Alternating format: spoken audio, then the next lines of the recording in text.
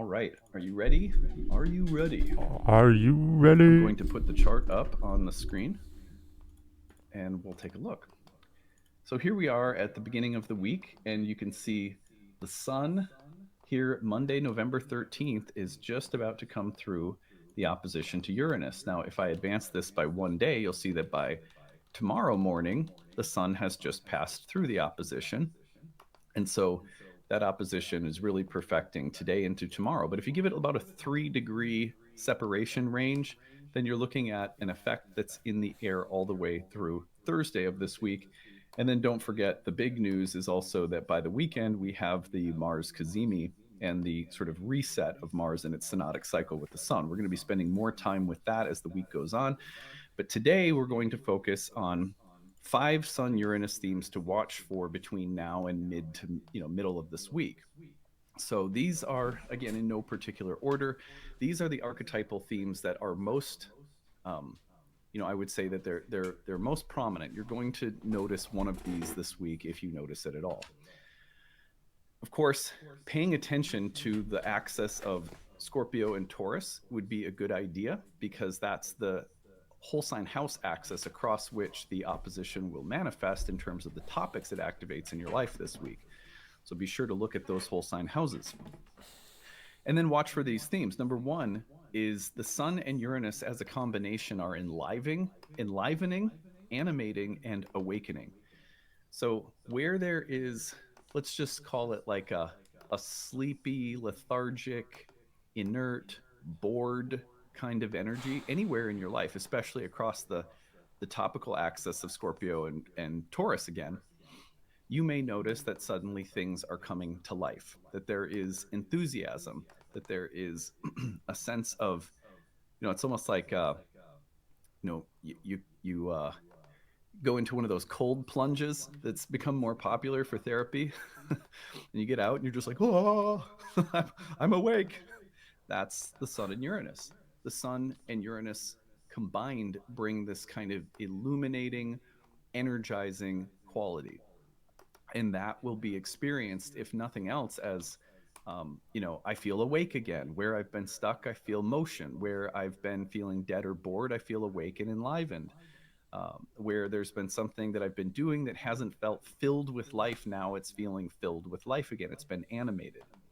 So consider these qualities as an injection of life energy, life force this week. Now, sometimes that energy, when it comes through, because it's so powerful, can also make you kind of nervous or jittery. It can show up in ways that are, our nervous systems may find it a little hard to handle. And you may even find that you're becoming a little ungrounded. That's pretty normal. So if you're the kind of person who's very, very sensitive to the excitations of the sun and Uranus, if you start experiencing that, it's good to do very basic things up, like, man? Go for a walk, Based, or yo. your yoga, Thanks, man. or What's up, breathing, or dude? meditation, or play I some was looking at music, coins. or Let do me some pull it up, writing, man. Let me or pull it do up. some art.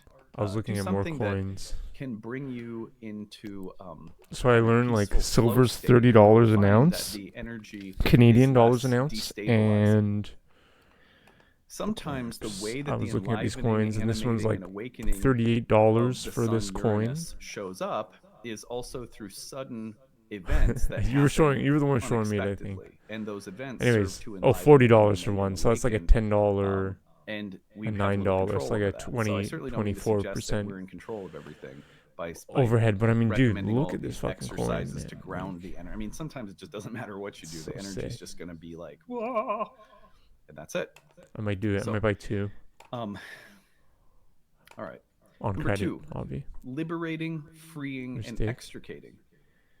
You want that Liberating too? and extricating Yeah. are sort of show me the similar, coin, but yeah. you may find that like something I that don't you're know, silver, entangled yeah. with, you're suddenly Me being neither. broken out of. Like Uranus is pretty good Tempted. when it comes to things that are a little restrictive being broken open. Well, I mean, Sometimes suddenly, sometimes with, sometimes yeah, that's why I want to get like 2, because maybe sometimes one structures will break to suddenly. sell or trade in the future, But maybe, there's and a one to freeing of keep. Who energy that knows? comes with it. Just to There's learn a the sense process of too, where right? Just you're to kind of like a trapped or meme. That's what I've been stuck, doing with or everything in where my there's some life. kind Just of doing a little bit conservative to learn the Saturnian force process. locking you in. Uranus has this way of making you feel like suddenly you're being Maybe I should freed just or get one. liberated. you're being set free, or you're being um, immediately and quickly disentangled from something that has had a I'm grip very on you. tempted, yeah. So watch for the kind of liberation. Well, I mean, it's good that also. Sun I don't Uranus know. brings, which is Right one of its now, best though, in this qualities. economy, I think Now, we this should all could be hold our also money. something To that's be very honest, mental or emotional. right You could now, just not feel like buy liberated random and stuff, free or but extricated from something emotionally. That would be totally normal. like I wouldn't buy it for So the to liberating guarantee. That's like and in case the apocalypse comes. freeing side of the Sun Uranus can happen on internal, like if you've had ideas about I'll someone paste the or link. I'll paste the link in the something, chat. suddenly you'll find that if Yo, what's those up? ideas have been Break trapping you from in a raking? narrow Why? way of viewing someone or something, that You you'll be serious? free Why, from man? that narrowness and suddenly have a Why broader moon rake? perspective. So interestingly, that can often translate into becoming more compassionate. The Sun has Oh, this sort this of is the brilliant, Canadian website noble, though. heart-centered quality So you might that have when you it might find a better touches deal. Uranus can become free from, like a bitter or resentful or Moonraker. narrow or limited or judgmental position. So one of Ah. my favorite parts about the Sun Uranus is that I'll find that when that comes through, if there's some way in which I've been kind of constricting my heart through my mind, through my emotions, through my perceptions, that suddenly there's a releasing of that narrowness and rigidity.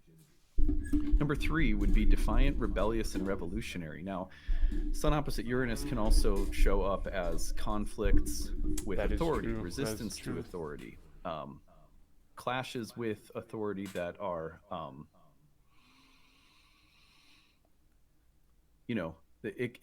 it's never comfortable to have some kind of, um, showdown with people who have power. But Sun Baron, Uranus how did you can see be the a new way of emotes right away, saying, I'm man? going to You were on stand up for that something that is right, so fast. or I am going to You like advocate on knew behalf that they of were new. an ideal or a virtue that I believe in, over and against some, kind of Yeah, I changed up rigid or oppressive some of the other system or ones too. person. I hope you're okay with that. On the Man. other hand, it can I be don't an know, maybe energy something new, that shows up as defiant and something fresh. rebellious in a more like neurotic or like pathological way. Like you like, what do they call that? Oppositional defiance disorder or something like that. I've heard that phrase, but it can be, in other words, it can be just amplifying some resistance that we have to authority, even if that authority is our own, or even if it is coming from a healthy authority, a coach, a mentor, someone, a therapist. I mean, anyone that's trying to serve as a healthy Yes. guide or mentor, that we suddenly With the find kids, oh ourselves my god, I resisting still because have we don't them. like the change that they're Oh trying my to bring god. into our lives.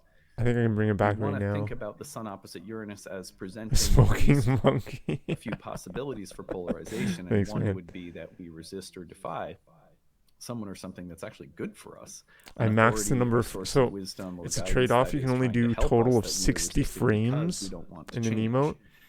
And that might So sound I like some counterintuitive, of these because you think are of the Sun Uranus, you many usually seconds think about long. a freeing, So liberating some are kind like of quality. 11 But seconds if we are at 5 resisting the frames per source of second. wisdom that's trying to help us, Yeah, then we have I another did some Sun serious Uranus math here. situation, but kind of the shadow of it.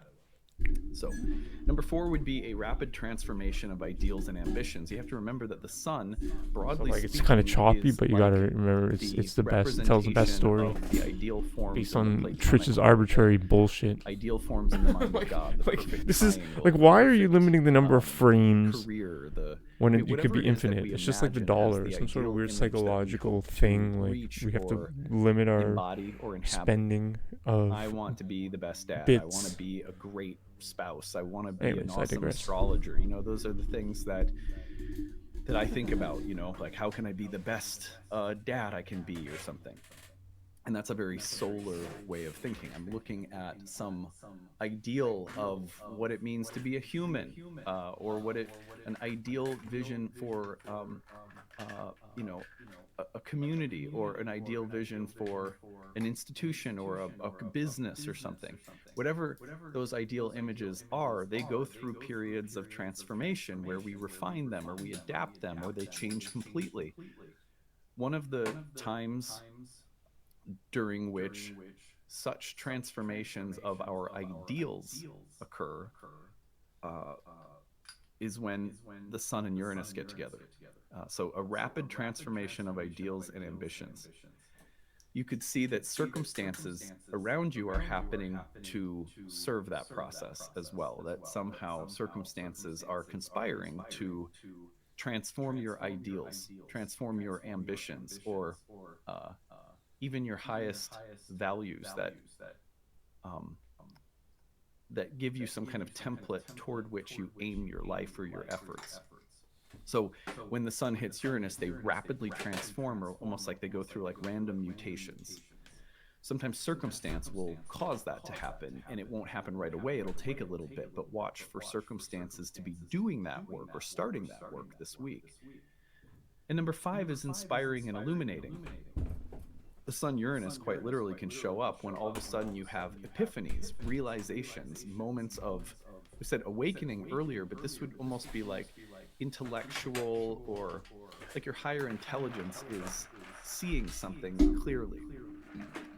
This could be creatively. If you're an artist, you might suddenly see the big picture of where you're going with a project that you're working on. Or as a musician, you might suddenly grasp a technique or understand something that you hadn't seen or understood before.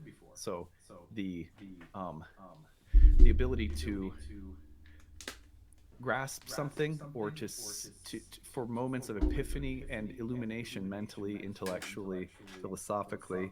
um, One of the most exciting parts about the sun Uranus is the power that it has to help us, um, to for us to understand things or learn things that we haven't been able to before. Sudden illumination, and often it is very sudden. It's like a lightning bolt striking, and suddenly I see something.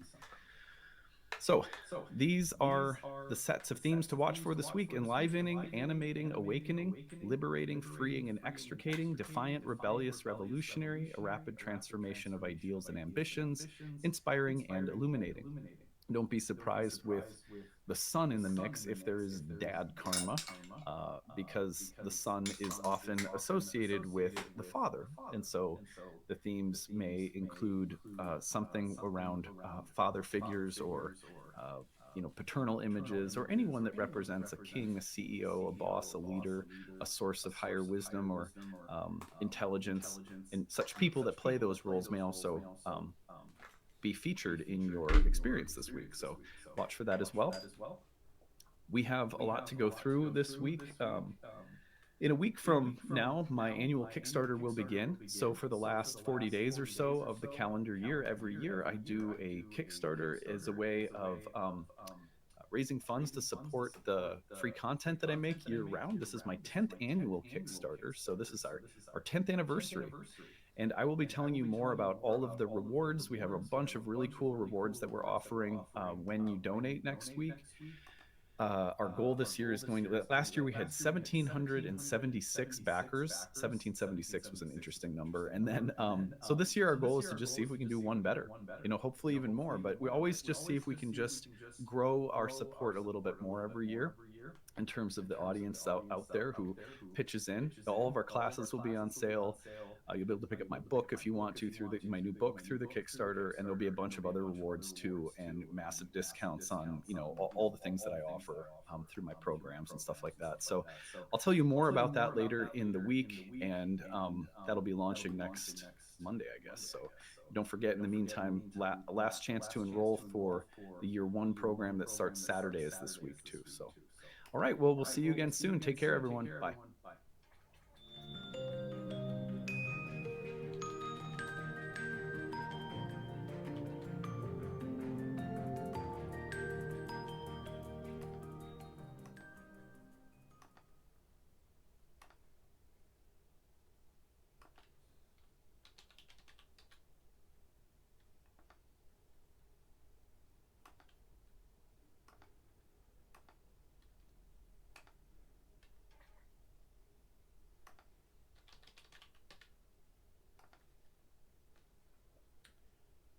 I'm adding follower emotes as we speak.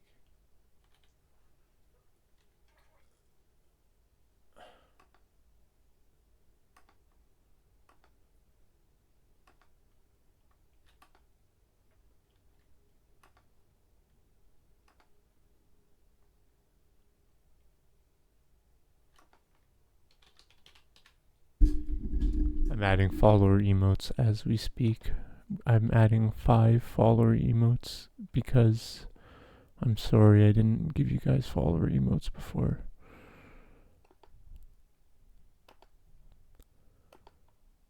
I think you might like the ones that I'm uploading. Maybe.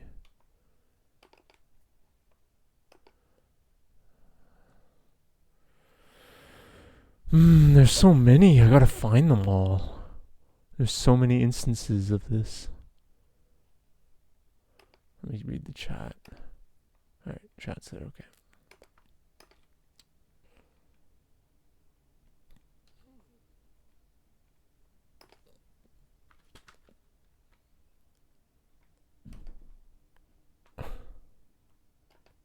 Oh wow, 52 minutes, insane.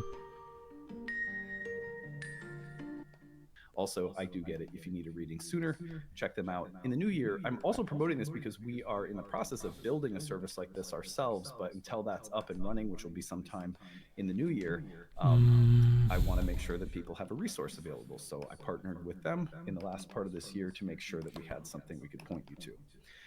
All right. Now, after a little bit of a lengthy intro here, we are off to the races to talk about this new moon. AJ. Let's put the real-time clock up on the We'll screen. do You're going to see AJ. my chart looks a little bit We'll do different AJ. today. That's because I have the bound rulers up on the screen, and we're going to take a look We'll at give you that as guys part of our AJ. signature.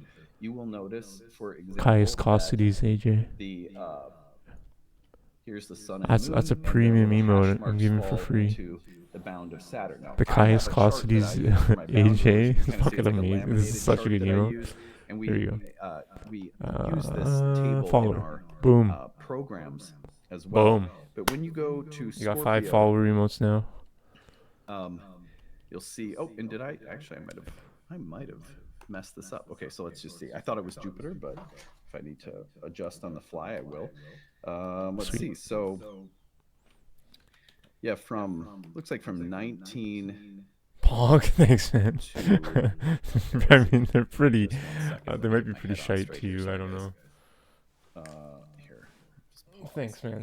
Thank you Nope, for I was being my right. friend. Sorry. It is Jupiter. Thanks for being a cool So guy. we're looking at the bound of Jupiter. I thought for a second I was like, did I read that wrong? And I was like, nope, because I looked at my program but not at my little list because I've been working with this program. The reason why I didn't like it was shows you because where the bounds are random located. You people kinda would have to come, do like it by not eye. even So I was like, let me followers, just double random check. ass fucking I people should would have done come that in, before I started. Anyway, not it's the follow, bound not of do Jupiter. So anything, we're going to be pay some looking at emotes. this new Not moon there's in anything wrong with Scorpio, doing that. closely conjoined but Mars and Scorpio, both It's just opposite Uranus. Let's put that in. We've talked about that at length. you gotta this have week. good like You can see emotes. here's the You gotta have. opposition to I think you Uranus gotta that the new have moon something has that Mars is just separating from. it's like The new moon is in a the bound barrier of or a Jupiter, hurdle. and I've been You have to looking like a lot overcome at this bound hurdle. rulers Yes, to get a Caius. sense of Yes, like the that's kind of fucking. That's the such way a that good I one, think man. of Have you ever bound played rulers. Morrowind? Oh my god. Every Dude. dignity category has That almost like a fucking- philosophical that rationale behind it that helps you I'm understand. gonna put it on screen right now. It's not good. What kind Actually, no, of it's a new power email. I'm not that gonna ruler overuse it. has Look over at that. another planet. For Got example, the skooma. what is the You difference got between a the domicile fucking ruler, an exaltation moon ruler, sugar a there. triplicity ruler, a bound ruler, Fucking a cliff decan racer or in face the ruler? background. They all have It's the kind of a best. different rationale. I look at bound or term rulers in terms of Saturn as a kind of limiting principle that the planet in the bound of that other planet is somehow confined or conformed to. So when you think of this new moon, in other words, we're thinking of something that's also bound up in the karma of Jupiter, just to kind of put it, generally. Jupiter, of course, is retrograde in the sign of Taurus, and at the beginning of the next new moon cycle in Sagittarius, will be turning direct. When the next new moon, in other words, comes through Sag, within the early, I think it's about maybe halfway through the next cycle that starts in Sag, Jupiter will turn direct as the ruler of that next moon cycle. I believe that that's going to. I think I just had the wrong follower emotes there before. I gotta keep them really good, like premium. That I'm not sick of. Like I don't get upset when I see them. You know what I mean? This new moon falls not only in Scorpio with Mars opposite Uranus, which we'll close out today with, but we're going to look at this also in terms of the fact that this is landing into the third decan of Scorpio, which means it's falling in the last 10 degrees of the sign. Predating even the Hellenistic tradition, the Egyptians had a way of looking at 36 sections of the ecliptic circle or the zodiac And there were planetary deities and symbolic images, sort of alchemical images that were associated with each of the 10 degrees of of what we now use as the zodiac. That system was sort of grafted onto and added to the um, horoscopic language of astrology that was developed a little And bit that's later. good. I can And so put my it's most always been this controversial kind of ones as interesting follower emotes history as a part of because the system of astrology. then they like stay in my Anyway, I find it to be, it's been a part of my Okay, practice that okay, I've God. known about for a long time. I mean, it was, I don't want to say like 2018 or so that we had Austin Coppock come to my school and give a talk on the Decans that was really memorable. If you guys know his work, he wrote a book called 36 Faces. I'm going to draw on that today. No, as a I'm way off of milk, looking dude. at I did drink the lots growing fact up, that the new man, moon from is landing bags. in this last Decan. We've had You Spencer gotta Michaud cut come the and teach a fucking few bag. times They on have the this little Decans, milk cutter thing tarot, you buy for like fixed 49 stars. cents. There's an It like interesting slices crossover the between milk. tarot, fixed stars, and the Decans that are pretty interesting. So I'm throwing in some little The esoteric milk, concepts nice. today, just for as a Yeah, way of I mean having it's a fun. bit. We're also It's going a to bring little. in A the lot of people that symbolism of lift a weights, fixed they like star. milk and I don't know chocolate how to milk and stuff, pronounce but it, it's so I'm just going to give it's it a too shot. much. Zubin It's Eskamali. too many That's how you pronounce it. But it was many interesting to calories, read about this carbohydrates, and fixed fat star for me. that It's the just too moon was much. It's falling just too within much. close proximity of. There was another It's one too too, but much. the other I think I'm one, just too old. I'm never not it too old, was but I'm just I older found that now. some fixed stars, when you study them, I'll just be It's good. honest, are like sort of I take terrifyingly whey negative. protein, right?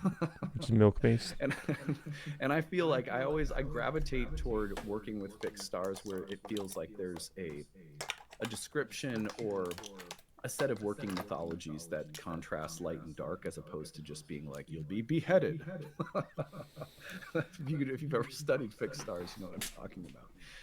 So anyway, we'll be looking at the term of Jupiter. I brought in the I Ching, cast an I Ching today, and then we're going to look at Mars and Uranus to close out. So let's get into it. Those are the things we're going to look at. Oh wow, things to insane. watch for. Yeah, And that's starting with like the super third decan bulking. symbolism. So I'm going to read you what Austin It's the Coppock bulk says in diet. his book on the decans, which I think is fascinating. I'm just going to stop staring so I can show you his book. If I know, 36 Faces, I might the be History, wrong, but Astrology, and Magic of the Decans. I believe it's out of print, because on Amazon it certainly says that it's out of print. So I don't know that you can even get a copy of this. You might want to check in with Austin on his website. Maybe he's got copies there, or a new print edition is coming out or something.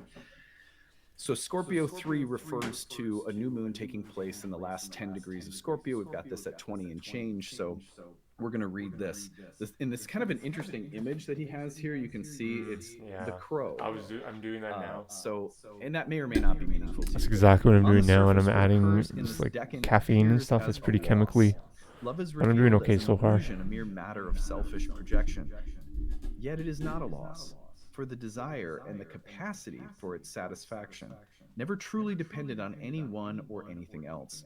Yet to transform disillusionment into satisfaction, a potent operation is necessary. I'm going to pull up a tarot card that he associates with this decan now to show you as I'm reading. And this is one you probably have worked with before. It's the Seven of Cups. The enemies and lovers seen in the second face of Scorpio part ways in the third. This face pictures the alchemical separation of desire from the person or object to which it was formerly attached. Though the lover has gone, desire remains. In a sense, we are returned to the loneliness and hunger of the first face of Scorpio, but with an important difference. The hunger pictured in the first face was moving towards union with its object, while the desire that re-emerges in the third face has known union and now departs from it. It is a place of separation and transformation. Fulfillment comes, but not in the manner first desired. The Rider-Waite tarot card assigned to this decan shows a man, and before him a cloud in which dance visions. In this mist float chalices loaded with fantastic images. Book T calls this card illusionary success, while Crowley in his Book of Thoth calls the card debauchery. Both texts speak of the actions which proceed from being enamored of an illusion and unwilling to let go of an object of desire. The image of the card clearly suggests a man beholden to his own fantasies. Fantasies are, indeed, the proper object of this face's action. These desires dominate and obsess him. Though in truth he is both their mother and father, he is their playing here, not vice versa. He is their plaything here, not vice versa. The same relationship is implied by the image in the three books of occult philosophy, which shows, quote, a man bowed downward upon his knees and a woman striking him with a staff. The woman beating the man with a staff represents his desires. As in the Seven of Cups, they dominate him. Agrippa goes on to state that it signifies drunkenness, fornication, wrath, violence, and strife.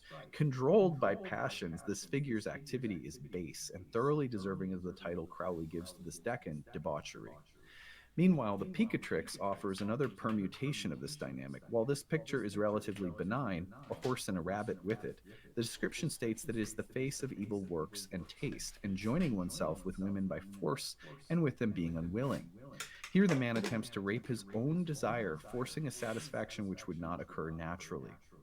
This is ultimately a face of wrestling with one's own desired nature, for it leads one inevitably back to confrontation with the nature of desire itself. It is the property of no one else. The floating cloud of fantasies must be recognized as wholly one's own. The formula by which this is accomplished is the separation of desire from all external objects of lust. It is a matter of the transformation of a desire rather than its immediate gratification in sense objects. Desire, denied its objects, rebels and tries to dominate the person in which it resides, resulting in the type of unbalanced pleasure seeking described by Agrippa and pictured in the Picatrix. But this debauchery is not the proper formula for this face, but a rebellion against it. The process truly described is the dissolution or putrefaction of desires back into their raw, unstructured form, their prima materia. The succubus wears crow wings, the corvus of the Negredo. This phase can thus be used to return unfulfilled attachments and desires to their beginning. We bury the corpse of past loves and wait for the flowers to grow from their graves. But such dissolutions take time, and the ghosts of a desire which haunt this face are and the ghosts of desire which haunt this face are real. They are projections of our energy split off into quasi-autonomous phantoms. These projections have the capacity to obsess like that of succubi or incubi. Yo, Jordy, When what's up? desire's hungry ghosts have finally How's it been going, laid to Jordan? rest, the compost is Thanks complete for being and here. rich loam How you doing? I saw you were results. In the streaming earlier. grave soil I of was yesterday's lurking. love, anything can I was grow. getting This stuff space is done. thus How a you doing? formula Welcome, of welcome. liberation, and that's what I liked about this one, is that this is going to link so nicely to a new moon that's also opposite Uranus. For if we were not capable of laying our desires to rest, returning them to pure energy, we would be enchained forever, prisoners of what we once held dear. There is a contradictory quality to the action seen in this How are face, you, for Journey? each How's desire everything? buried in the grave earth is like a seed, and from it a fresh shoot will inevitably arise. This face thus bears a strong resemblance in Austin Ostman Spare's primary sorceress formula, wherein a desire, once fully developed, is released and forgotten. Buried in the soil of the world, it returns to the magician alive and fully enfleshed. Though rife with heartbreaking and violent images, this face is ultimately one of liberation and a great satisfaction. If one chases ghosts which flit about it, there will be naught but debauchery. If, however, one releases what one no longer possesses, what returns is a satisfaction superior to anything previously dreamt. Those pictured in this face are challenged to wholly possess their own desired nature and find complete sovereignty over its continual death and rebirth. So first of all, I was like, ooh, this text, and of course I just feel like Austin, his style itself is like very scorpionic, and but a really rich text that I like for that reason. If you're not into that kind of writing, it's a little dark, but I don't think in a malicious way. So apologies if that was sort of heavy for. I know some people are like, I've read stuff from him before, and people have been like, that's too heavy for me. So like, I get it. If that's you, don't take it as the gospel. It's just a really interesting take on the last decan of Scorpio, where our new moon is falling. What I find very compelling about that is that let's look back at the decan, the card associated with the decan. Here we have the Seven of Cups. And what I like about this is that we're looking at, in Scorpio, we're really working very deeply with desires and their shadows. And that can go in two different ways in my experience. The one desire shadow of Scorpio is the thing we want that somehow we think is bad, but it's not.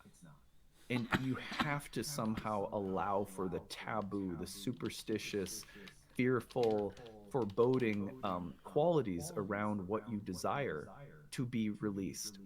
that the Oh, you real do. illusion is the illusion that what we Yes. desire is bad or Yes. sink us somehow. It's like just let yourself Journey, you're love what you amazing. You're love, really amazing. even if it's dark and intense. I love it. I love it. Even if there is Yes. a tremendous kind of yin, obsessive, That's fiery awesome. power behind. I was what you not want and lurking. how I was you lurking. love I was things. lurking yesterday then. If you repress it, it turns into a monster. And I find that is like something that Yes. I've seen come up in past readings where I've incorporated the tarot. So for many years, occasionally, if it's felt appropriate, especially if my client's really into tarot, I'll bring in cards into a reading. And for Yeah, many Journey's years, like you don't want to go hundreds head to head of tarot against her in readings as reward a gifts. first person shooter. I can tell you that Whenever I much. see the Seven of Which is Cups insane. come up, See, I like, just think to dude. myself, there's two different things. One, your desires could be problematic, as in they are not realistic, or they're going to undermine you, or they're I was going to double take you down a killing. dark path, and it has to do with starting to see clearly and getting some becoming disentangled from your Nice. desires in the way that they will Heck yeah, dominate Journey. you. And if you have that power, then the actual shakti of your desire doesn't go away. I was but it's lurking yesterday, then transmuted into not something today. either more I did not realistic see or that. healthy or fertile Yes. or capable of bringing aligned things into your life. Yes, It's like a Journey. transmutation of what the desire is aimed at, but That's not amazing. ridding yourself of the desire itself. That's And awesome. that's a part of the Seven of Cups. That's cool. You're natural.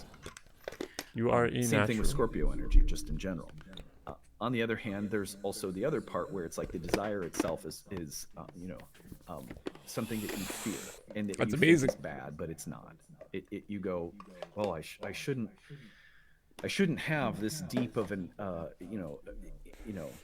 I shouldn't love so deeply or intensely, or my passion or my sexual energy shouldn't be so strong, or something like that. And it's like, no, the problem is actually the repressive part. And so sometimes That's I've amazing, seen the Journey. Seven of Cups come up. When it's Congratulations. like I will scared be of watching the and saying power hi and of stuff. fantasy, imagination. I'm guessing you'll probably get a lot more Something just that chat engagement. we really want or desire, but we're scared that there's something false about it. And sometimes that'll actually come up too if you work with reversals when Seven of Cups. Because is you're reversed. But anyway, so your what I gameplay, like about your this new skill moon, is this top last notch, and decan of your Scorpio, verbal stuff broadly is speaking, is that we're working with really kind of like interesting an and advanced entertaining. stage of desire. And now and we what see it you. has It's brought us. We're just like the maybe Triforce. this new moon cycle of will bring us awesomeness. the ability to reflect upon our deepest desires and whether they've been aligned or not. Or we're able to reflect on those things that we want or desire and the fears that we have surrounding them, and whether those fears are legitimate or not. Whether we're holding ourselves back out of some kind of fear that we'll be punished for loving something or desiring something. What I like around this, when you pair it with the Uranian symbolism, which we'll get to in a minute, is the feeling that whatever direction you go in, liberation can come as a result. So if you examine your desires and you find that they've been undermining you, they've been unhealthy, they haven't given you what you thought they would, then it's time to let them go. There's a liberation there. That's the opposition with Uranus. On the other hand, if you're finally going to step toward them and let go of fears that have been holding you back from pursuing your desires because you've been superstitious or afraid, or there's some kind of taboo, some repression or something, then the positive or constructive use of that energy can happen, and similarly will be experienced as a kind of liberation. So I feel like that's something to work with from the Decan symbolism that doesn't feel, sometimes I'm hesitant to use things like decans, fixed stars, even asteroids, because I don't want it to introduce superfluous information that could be Wow, Journey. accessed more We've known each other directly and for more like 4 years now. economically through just That's talking about crazy, eh? Scorpio, or 2020, just talking about 2021, 2022, 2023. the new moon That's opposite amazing. Uranus, because oftentimes I think we then About the new introduce moon. the idea that you need 5 or 6 more complicated things in order to get the accurate astrology. Most of the time you don't. Most of the time, like, in a sense, a new moon in Scorpio opposite Uranus could tell exactly the same story that I Yeah, just we know each told other going 4 into years, this 2020. third decan reading of Austin's 2021. text. But at the same time, I 2022. find that it's interesting to add in 2023. additional layers of symbolism as my sort of Right? 3.5.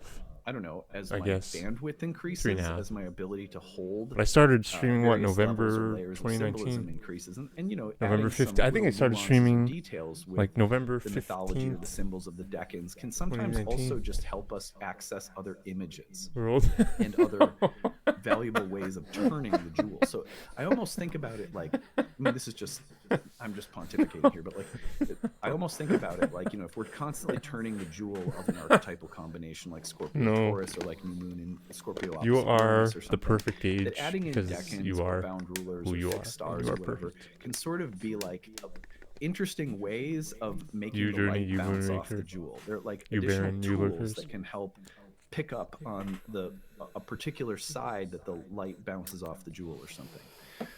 So when used in that way, I find that they can be really fun. Yeah.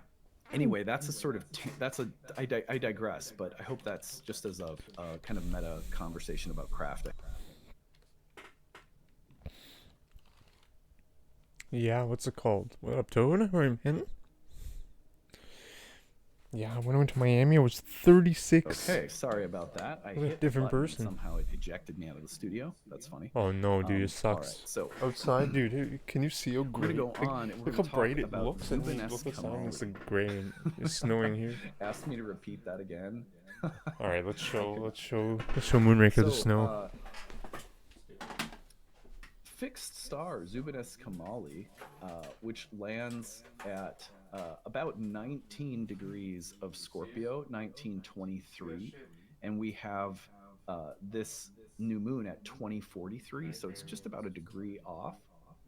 I'm going to read to you a little bit about it from a website that I enjoy called astrologyking.com, which is a great catalog of fixed stars. Fixed star Zubin Eskamali is a single star that marks the northern scale of the balance, the Libra constellation. Now we're talking about a sidereal, you know, the constellations are in a sort of being sidereally oriented relative to Because the cold, yeah, I'm zodiac, not surprised. Right? So I'm sorry to that hear. doesn't mean that this new moon is in the constellation of Libra. Sucks. That's not exactly what it means. It's a little tricky to explain. It's shit. It's the worst. Sometime, but I'm sorry. I'm not gonna be. I don't have any positive news to tell you. It's absolute garbage. Okay, so it is a pale emerald star situated in the northern scale of the balance. Its proper name is Zubin Eskamali, from Al-Zuban al-Shamalia, the northern claw, a reference to the ancient celestial sphere in which Libra was omitted and Scorpio occupied originally. Symbolically called the full price. Zubin Eskamali, according to Ptolemy, it is of the nature of Jupiter and Mercury, but later writers have considered it similar to Jupiter and Mars, and Alditus likens it to Mars and sextile to Jupiter. It gives good fortune, high ambition, beneficence, honor, riches, and permanent happiness. Permanent. But anyway, a blue-white star in the northern balance of the scales, also called scale north. This star imparts to its native ambition, good fortune, honors, wealth, happiness, high ambition, psychic preferment. That's the one I want to focus on. I think that's interesting. The star is much noted for particular sharpness of mind and intellect, and there is often a very powerful psychic quality there also, or psychotic if the planets and aspects are of a harsh enough nature, for good or ill will go to the extremes of what a human mind can achieve. The northern scales has a Jupiter-Mercury nature and therefore positive properties tied up with the MC and ascendant or well-placed stellar bodies. Northern scales are credited with helping the native to gain honor and distinction. When connected with Mercury, they are supposed to make the native studious. In good position, the star will arouse above all things spiritual and mental force. The conjunction with Sun, Moon, and Jupiter favors... We have 200 quotes. That's also where I'm also happy with that. Zubin Eskamali, it's another 4,000 messages in the last 30 days from chat, so thank you, everyone. Moon, Venus, and Jupiter. Charles Manson has the Sun, Venus, but 4,000 messages for how many hours? 120 hours? And so let's divide that. How many messages per hour is that? The psychic, that's pretty high number. Sharpness into something more psychotic. 4,000. Leonardo DiCaprio has the Sun, divided Venus. Okay, let's do like exact. It was 3,700 messages. 3,700 making his hard edges more lovable, divided by like that. Let's see. 120 hours. Valerie Solanas, the radical feminist who tried to kill Andy Warhol, had Moon 31 messages. 31 unique says, messages an psychotic hour. with neurotic Okay, clinical that's aspects about to Sun, one Mercury, and Ascendant. every 2 minutes. That's right really up the street. fast, man. I got an active chat. Holy Li- crap. Lindy Thank you, everyone. Englund That's- gained an immortal no. name for all the wrong reasons at Abu Ghraib No. prison. The new moon. It's a new moon. He's talking New about positivity. Here. And then he goes on to talk New about beginnings. her. I'm and he sorry. talks about Gandhi with Venus I and Mars on Zubin Eskimo, apologize. being opposite Pluto, marks an intense struggle against powerful forces. New beginnings. And he mentions psychiatrist Aloy Alzheimer combined the spiritual and mental forces of North Scale with the conjunction to Jupiter, North Node, and Vertex Point. Trying to medicine man Chiron helped him gain credit for identifying Alzheimer's disease. Interesting. So he goes on and mentions a bunch more, but the point that I really liked was the part about mental force and power that tends to bring some kind of good fortune, but it could be also mental force and power that has like a dark side to it. I thought that was really fascinating. Also, that it almost talks about this star having a relationship with some kind of psychic ability. The reason for that is, now, I'm not just saying, ooh, because I think those topics in and of themselves are so enamoring, but rather because look at what is happening in the sky in the context of this moon cycle. So I'm going to go forward here, and let me get to the new moon. Here we go. I'm going to show you the chart again, and I just want to show you something that I find really interesting. So, so here's the new moon, and one of the things that's happening around this new moon is we have two things. One is that before we've even gotten to the full moon, Mars and the Sun will enter Sagittarius, and especially with Mars in a Jupiter-ruled sign, you're going to have Mars square to Saturn, both in Jupiter-ruled signs, and that's going to be happening as Mercury goes into the square with Neptune. Now, the early part of the cycle, Mercury also squares Saturn from Sagittarius to Pisces. When you have a strong signature around mental and intellectual forces that can bring prominence or like success, but you also have the potential for those same powers to be turned towards something malefic or dark. And then you see that we have Mercury square Saturn in Jupiter ruled signs, Mars square Saturn in Jupiter ruled signs, and then Mercury square Neptune in Jupiter ruled signs. You get the feeling that this cycle could include people like charismatic figures who have dark mental persuasive powers. You also get the feeling that this cycle ahead could be associated with mental or emotional imbalances, the topic of mental or emotional health. Little known, we don't discuss this so much, but I think and I'm not the first person who said this, so I'm not like claiming that, but I think that people who have been through traumatic events, those traumatic events often also serve as points of psychic initiation where your mental, intellectual, spiritual radar becomes very, very sensitive. And sometimes that's a terrible thing that you're working to turn the volume down on, for a long time. Other people, for one reason or another, are able to take that initial wound and also receive something of a psychic opening or initiation that came from it. And I wonder if that whole dynamic isn't going to be an interesting part of the conversation in the month ahead. Mental health, extremes, psychosis. I'm using that word very generically here. I'm not a doctor or anything, but like, where do people lose the plot mentally and emotionally? Oftentimes the people who lose the plot mentally and emotionally are also very smart, very bright, very compelling, very persuasive, very magnetic in the power of their speech or their like emotional powers of persuasion. So when I looked at that Zubin-esque symbolism, I just wondered whether it's in our own personal lives or it's in the people around us, what are we going to be, how's the conversation going to be evolving in the next month when it comes to mental and emotional health, the maybe elements of like fanaticism, charismatic thinking, psychic gifts or psychic intuitive powers, um, and our ability to hold those things, or the feeling that we're sort of being tortured by them. So I feel like when you look at that fixed star at the opening of the cycle, and then look at Mars in Sagittarius, Mercury in Sagittarius, both hitting squares to Saturn, eventually to Neptune, just go, yeah, this could be a cycle where mental and intellectual gifts and powers are heightened, but some of that may also bring up instabilities. Okay, I hope that makes sense. All right. So, goes along, of course, with that tarot card that we were also looking at. And remember that tarot card was had uh, the power of illusion as a real force operating. What I desire and how realistic it is. There's something around that in the last decan of Scorpio and in the association of the Seven of Cups. So just an interesting piece of evidence to consider, right? All right, how about the term of Jupiter symbolism? So now let's return to the chart and let's take a look at the term of Jupiter. I think this is another fascinating way of, just using a different tool to illuminate some of the images. Oops, here we go. Let's go back to the new moon.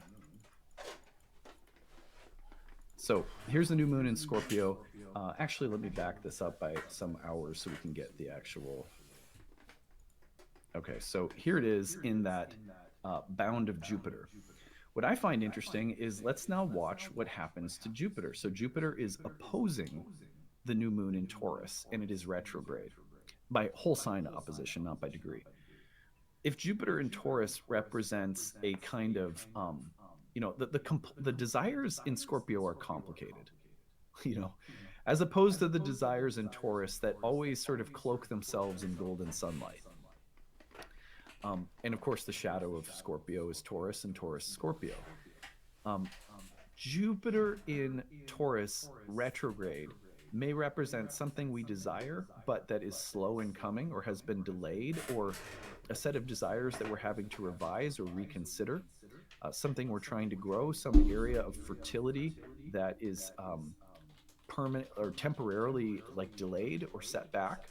So some area, like a field that we're trying to grow something in, that's like, what, right now I'm just not going to grow. There's some process of delay or revision, or of having to wait, or reconsidering something, or something turning in a different direction. All maybe Jupiter retrograde symbolism basically explained. Now, what happens as the cycle goes on? This bound ruler of the new moon would suggest that we are, again, there might be some correlation to something that we have desired that is not turning out as we suspected, that we're having to wait for, or adjust our expectations about. So if we take the cycle forward, the Sun and Mars and Mercury will all move into Jupiter's sign. And then as the cycle goes on, we're going to see that in December, the new moon comes through in Sagittarius on December 13th. That's the next new moon in Sag. Jupiter is its ruler. So what's happening? As that cycle gets into right around, getting right before the full moon, we see that Jupiter is going to, right as up, because the full moon comes through December 27th. And then right after the full moon, Jupiter stations and turns direct right about by January 1st. Jupiter's direct. So in other words, the last lunar cycle of the year takes us, it has the ruler as Jupiter, and Jupiter finally turns direct at the very beginning of January. So the point that I'm making here is that this cycle, and having a bound ruler of a retrograde Jupiter, it seems to be withheld or prohibited from the satiation of its desires. And there could be a kind of manic, restless quality, the inability to get what we want, or the frustration with things not being as we want them to be, could lead to a lot of volatility mentally and emotionally. But then, with the next cycle in Jupiter's sign, we experience Jupiter turning direct. And to me, that sequence is really important, because if you, like, okay, let's just go back a little bit here to the new moon, and we'll look at the. So let's get the. Here we go. So we're gonna get that new moon, just a look of the new moon here. And the new moon will, I believe, be in the bound of Mercury, which is really interesting because we're switching from a Jupiter term ruler in the last cycle to a Mercury ruled term ruler. And what I find interesting about that, let me just double check with my chart. Quarter pounder, yeah. So if you go into, this is December 12th, let's see, we're at 20 degrees Sagittarius. I believe that's going to be Mercury's back. Nobody cares about this shit.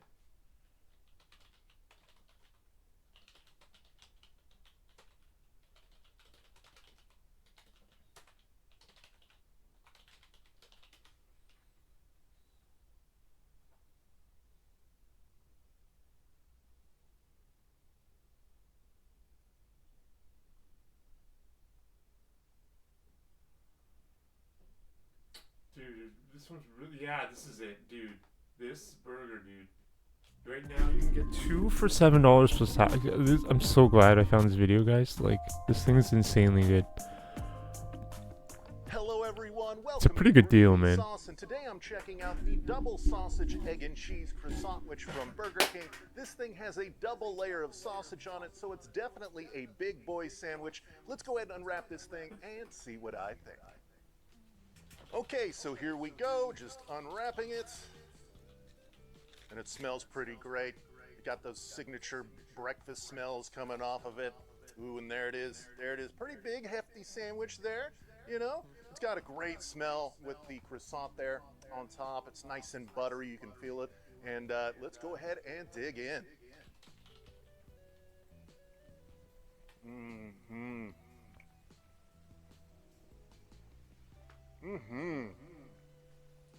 Fantastic sausage there. It is super good. And you definitely know that it's a double layer sausage there too. Not thin patties, perfectly formulated patties.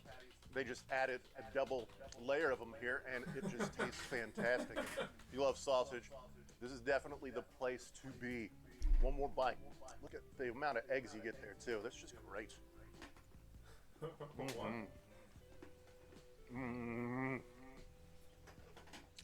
A sausage lover's sandwich for sure.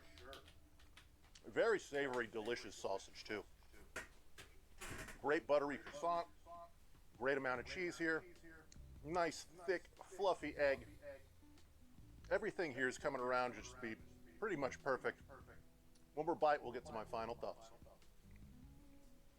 All right, so the double sausage, egg, and cheese croissant, which from Burger King is definitely the double dose of sausage that you're looking for all of you sausage lovers out there. As far as like a sausage-themed breakfast sandwich, this is definitely the very best there is out there, in my opinion. Out of all the breakfast sandwiches that I had, this is the most sausage-centric and the most flavorful sausage in a breakfast sandwich that I've ever had. So if you're looking for that, this has that in spades. It also has great flavors. Otherwise, though, you got that great buttery croissant there, as well as that nice thick cut of fluffy egg there in the sandwich, as well as the cheese. Everything came here together wonderfully, and I think that if you're looking for sausage, there is no better place to be than here. The double sausage, egg and cheese croissant, which it is super good, and all of you sausage lovers out there should absolutely love it. All right, everybody, that pretty much does it here for the video. Make sure that you give me a like, that is, of course, if you like the video, and subscribe to the channel if you'd like to see more content from me. I don't always do fast food reviews. Sometimes I do video game gameplay, and really just about anything else I feel like doing whenever I have the free time. So if you'd like to see more stuff like that, make sure that you are subscribed. I also have a website, groovysauce.com. Everything that you do there helps out me and the channel. All right, everybody, thank you very much for watching, and hopefully I will see you next time.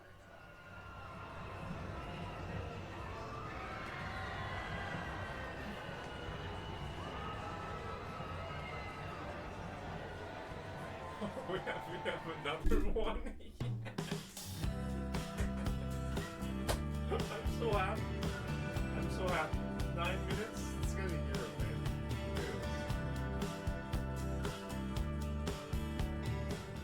Well, hello there. So he has a guys and croissant. The other girls. one, they have It's this ready other. here The other one and is not a croissant. Now, people, we have the box in the back, and we also have our favorite Ask I feel like I'm JW. turning into We Ninja have Lifestyle, man. Alexa. Watching these How- random food I'm having videos. trouble understanding right now. Yeah. Please try a little later.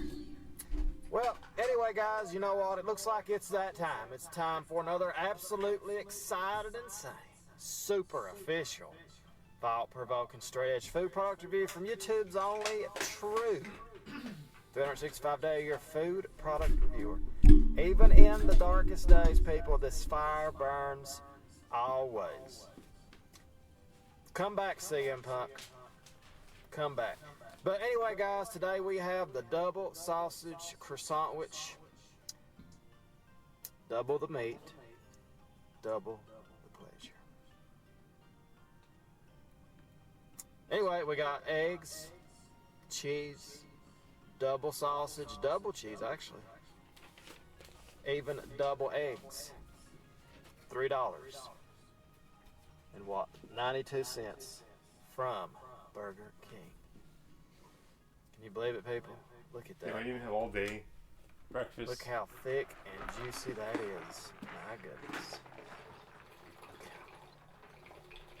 My mouth right now is probably watering just as much as my ex-wife's mouth was that night when she had that big 12-inch BBC in her mouth when I walked in on her. That's how my mouth's watering right now, just like hers was that night. Look at that, people. Look at it. Look at it. Look at it. Alexa, double the meat, double the pleasure. So anyway, guys, we're going to give this a review, see what it's all about. And remember, if you have anything like Read Box Lecture, you got to leave that comment below, because if we like it, we're going to pick it out and we're going to review your request next. Alexa, do you like sausage? I don't have an opinion on that. Alrighty, guys, let's bust it up before we get started here.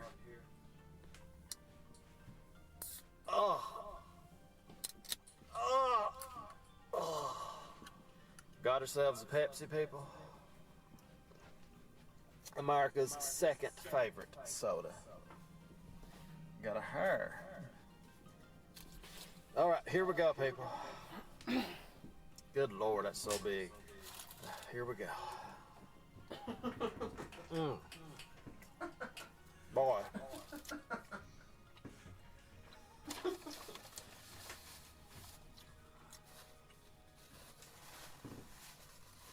So much grease, people.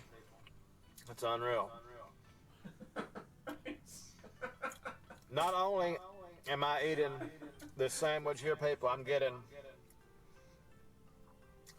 my daily dose of grease.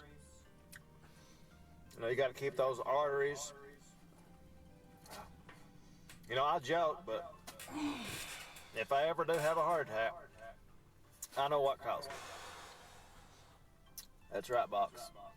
That's right. I never got me an Asian girl. If I can't get an Asian girl, I probably will die from a heart attack. So, anyway. Boy, I cannot believe the double the egg. The egg really stands out, people, more than I expected it would. It's very, very good flavor from the egg. Better than expected, actually. I thought the sausage would overpower all the other ingredients, but it has not. Very enjoyable. Very nice. Look at that, people. Look at the beauty of that. The bread. Dude, I'm telling Very you, that nice. sandwich might save that franchise. They need to advertise that sandwich, man. Cheese. That might Not save the only- franchise. Not only on top of the sausage and in between it, they've also put cheese below the sausage onto the egg there. They truly have packed this baby full. Sometimes you wonder, people, when is too much too much? Is this too much for the average American to handle? It's like he's talking about like a V8 or something. No. No, it's not. It's perfect. It's like an out-of-body experience. That's what it's like. you mix it with a Pepsi or a Coke or your favorite soda, you're just looking for even more pleasure.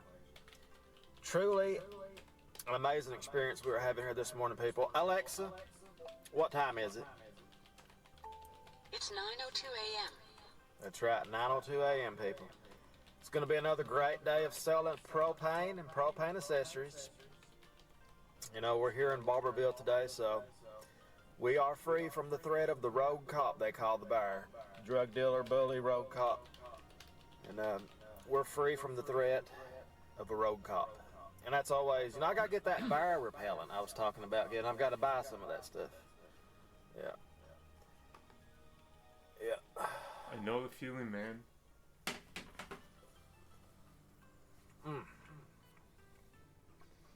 Well, people, it's amazing, you know. Of course, bacon is my favorite meat. And I don't know if sausage is even one of my favorite meats, you know. I like sausage, but ham's I good. know, man. I know what he's talking about. I know exactly what he's talking about. I would say bologna. I might like bologna better than sausage, too. But This it's is hard to different. beat, you know, that right there.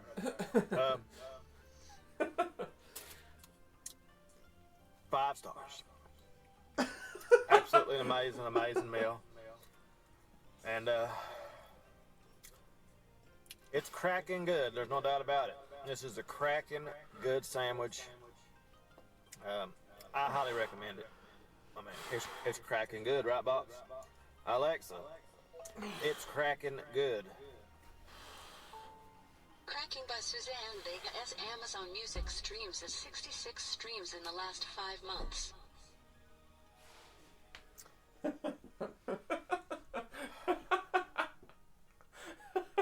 Did I already give this a review? What did I rate this?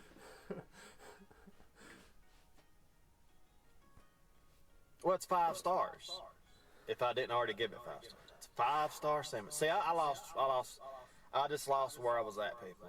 Like a glitch in the Matrix. This is a 5-star item. I may have already given it 5 stars. I'm doing it again if I have. But I highly recommend it, people. It's delish. It's absolute delish. It's very, very nice. It's very, very good.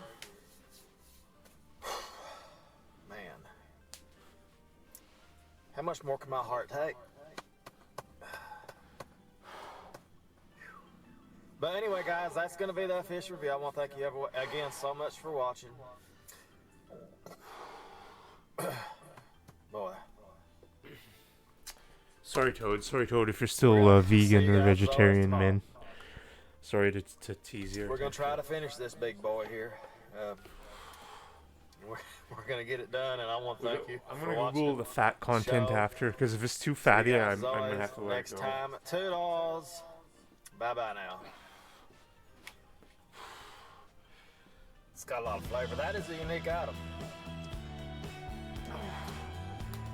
Enchilada. I like it. I love how they smothered it with sauce, cheese. They put a lot of love into this right here. That is good stuff. Got onions, beans. My goodness.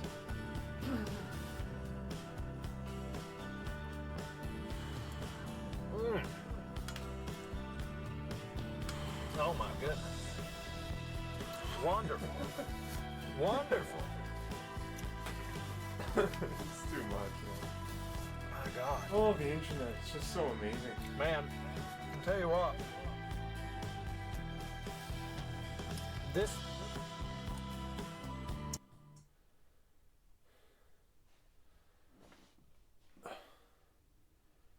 Pretty solid sandwich, man.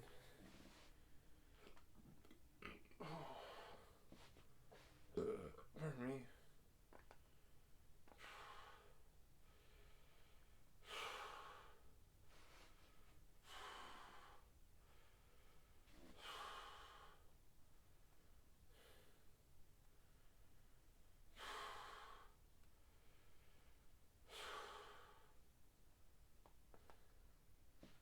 Alright, we got a new war campaign. I think we'll be good. It's an hour long.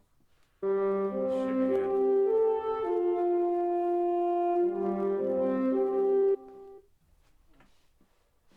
not God. seen this war I told you we campaign. were gonna I cannot make take it. responsibility for what Yeah, they all these say. guys trying to keep me on track, but I'm telling you, I am unstoppable. I'm ungovernable. You know that, Pat? That's what I am, brother.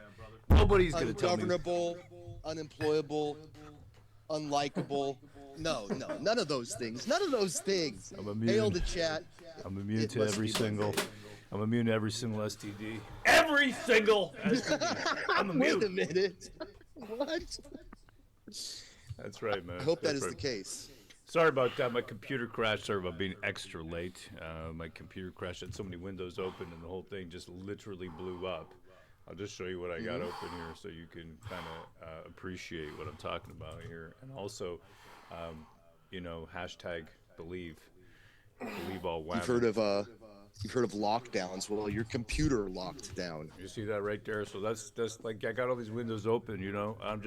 I'm living that dream. I'm just trying to get all that content loaded so we can just shit on everybody across the globe. This is what we do here. And you can see my background, right? It's starry skies. Why? Because I'm looking out there, right in the space. I'm not crawling on my knees. I refuse to be a serf. I had an argument last night with this beautiful woman, right? She's got duck lips. And she's a dancer. She lives in Toronto. Okay, of course, I've sent her messages like, "I love your lips. You're so pretty." Yeah. Were you simping? But I always do, right? I mean, that's just what I do. I'm just. That's just how I am. I was born that way, right? It's your nature. It's in my nature, But I'm a gentleman too about it. I'm not all like sending dick pics. Of course. I never send dick pics. No. I just send hearts. I send hearts. You know what I mean? And I tell them Emojis. Yeah.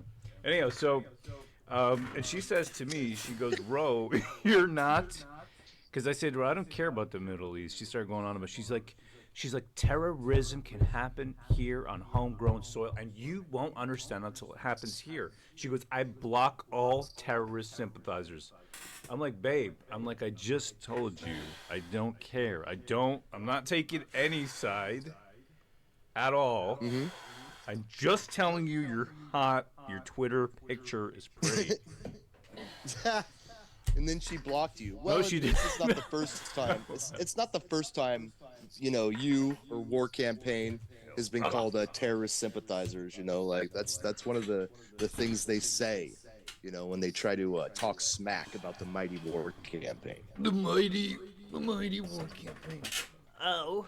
Okay. So. Oh, we're mighty. We're so mighty. We got 150 mighty folks in the chat. Hail and good morning. Hail the chat. I said hail. All right. So I'm talking to her. Let me read you a little bit of the conversation. I don't want to say her name, okay? But she got duck lips. Lives in Toronto. Really pretty. Okay. And she's, And she's a freedom lover. Yes, she's a freedom lover. And I see these people blocking each other in this gay freedom community, which is basically like a big swingers club. That's what it is. And we got interdimensional forest penguin, and he says, "You owe 60 minutes. I'll take it into Lux content." Yes, I'm gonna give you that Lux content, brother. Okay, so I like that guy. He's great on Twitter. Oh Hail, yeah, brother.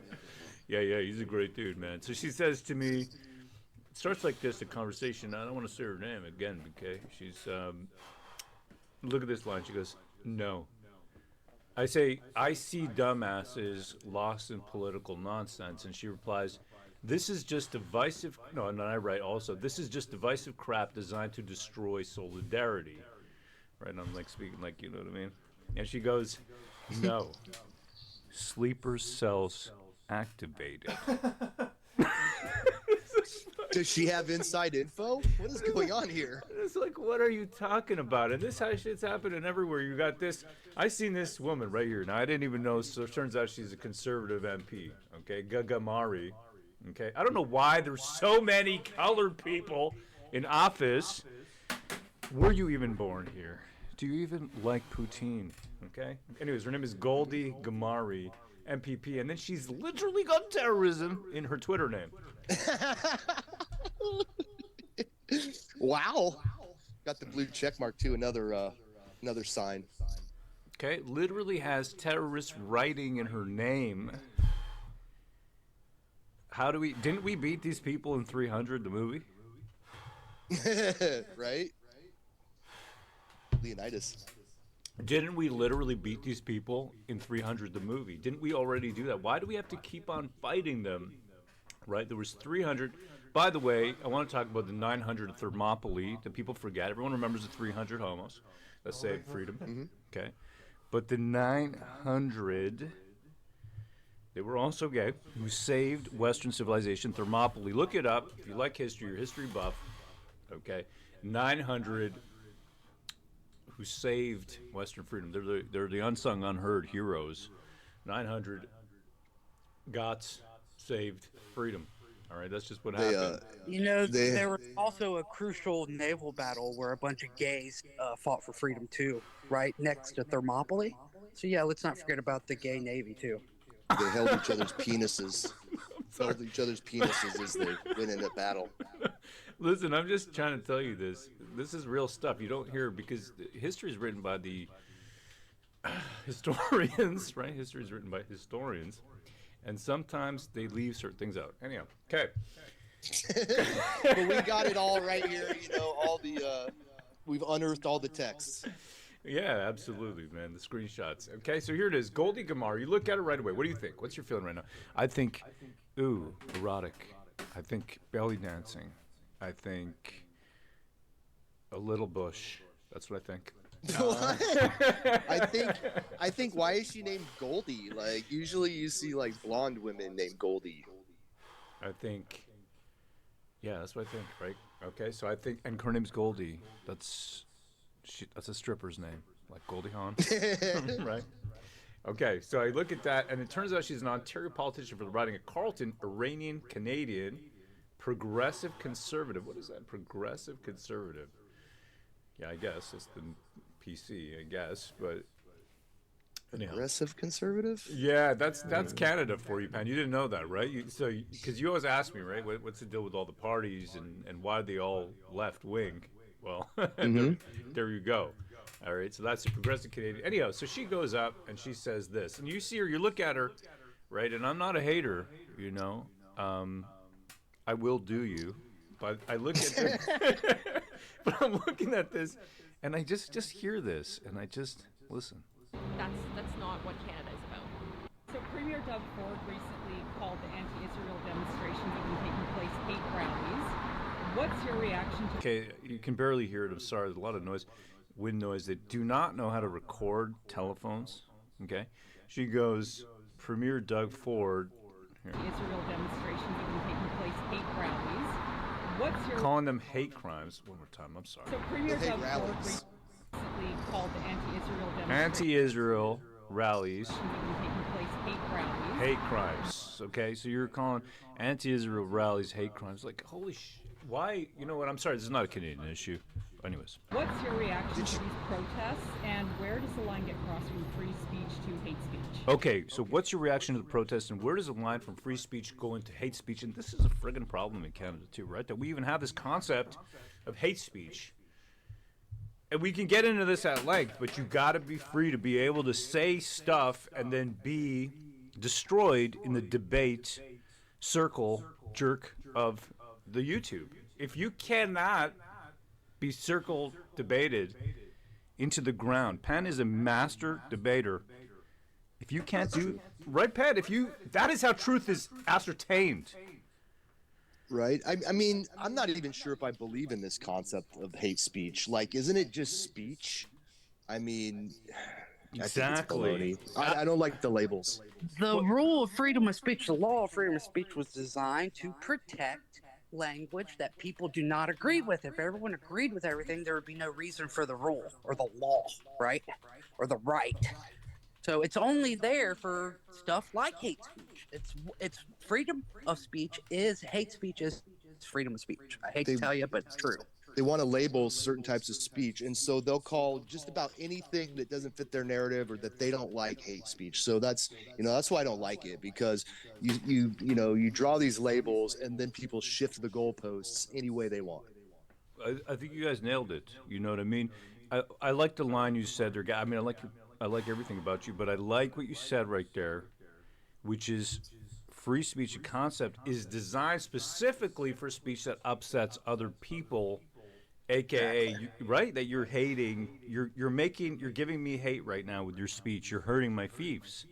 It's actually designed for that exact thing. And classic liberals were all about this, right? Voltaire. I may not be attracted to you, but I will defend your right to say what you write with my sword, right? He had the pointy sword like the Three Musketeers. That was Voltaire. That's just how it was. That's what they believe. But now it's all about shutting down speech, which is why there's a reaction, which is why even on this platform, and I'm thankful that we can all log in and jump on and just, be wearing pajamas. I'm wearing my track pants. You can just do that, but we want to be able to say more, do more, tell more, feel more. I want to feel more. Well, let's see what she says, right? Let's see what Gagamari says.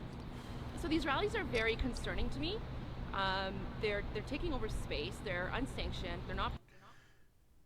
First of all, the first feeling I get from her is you're a valley girl, okay? Why are you even in politics? If you speak like this, I literally tell my children, I correct their speech patterns, okay? If my daughter speaks like a valley girl, I'm just like, what are you saying? Speak properly. If I hear that, the vocal trill, that and that, oh my God.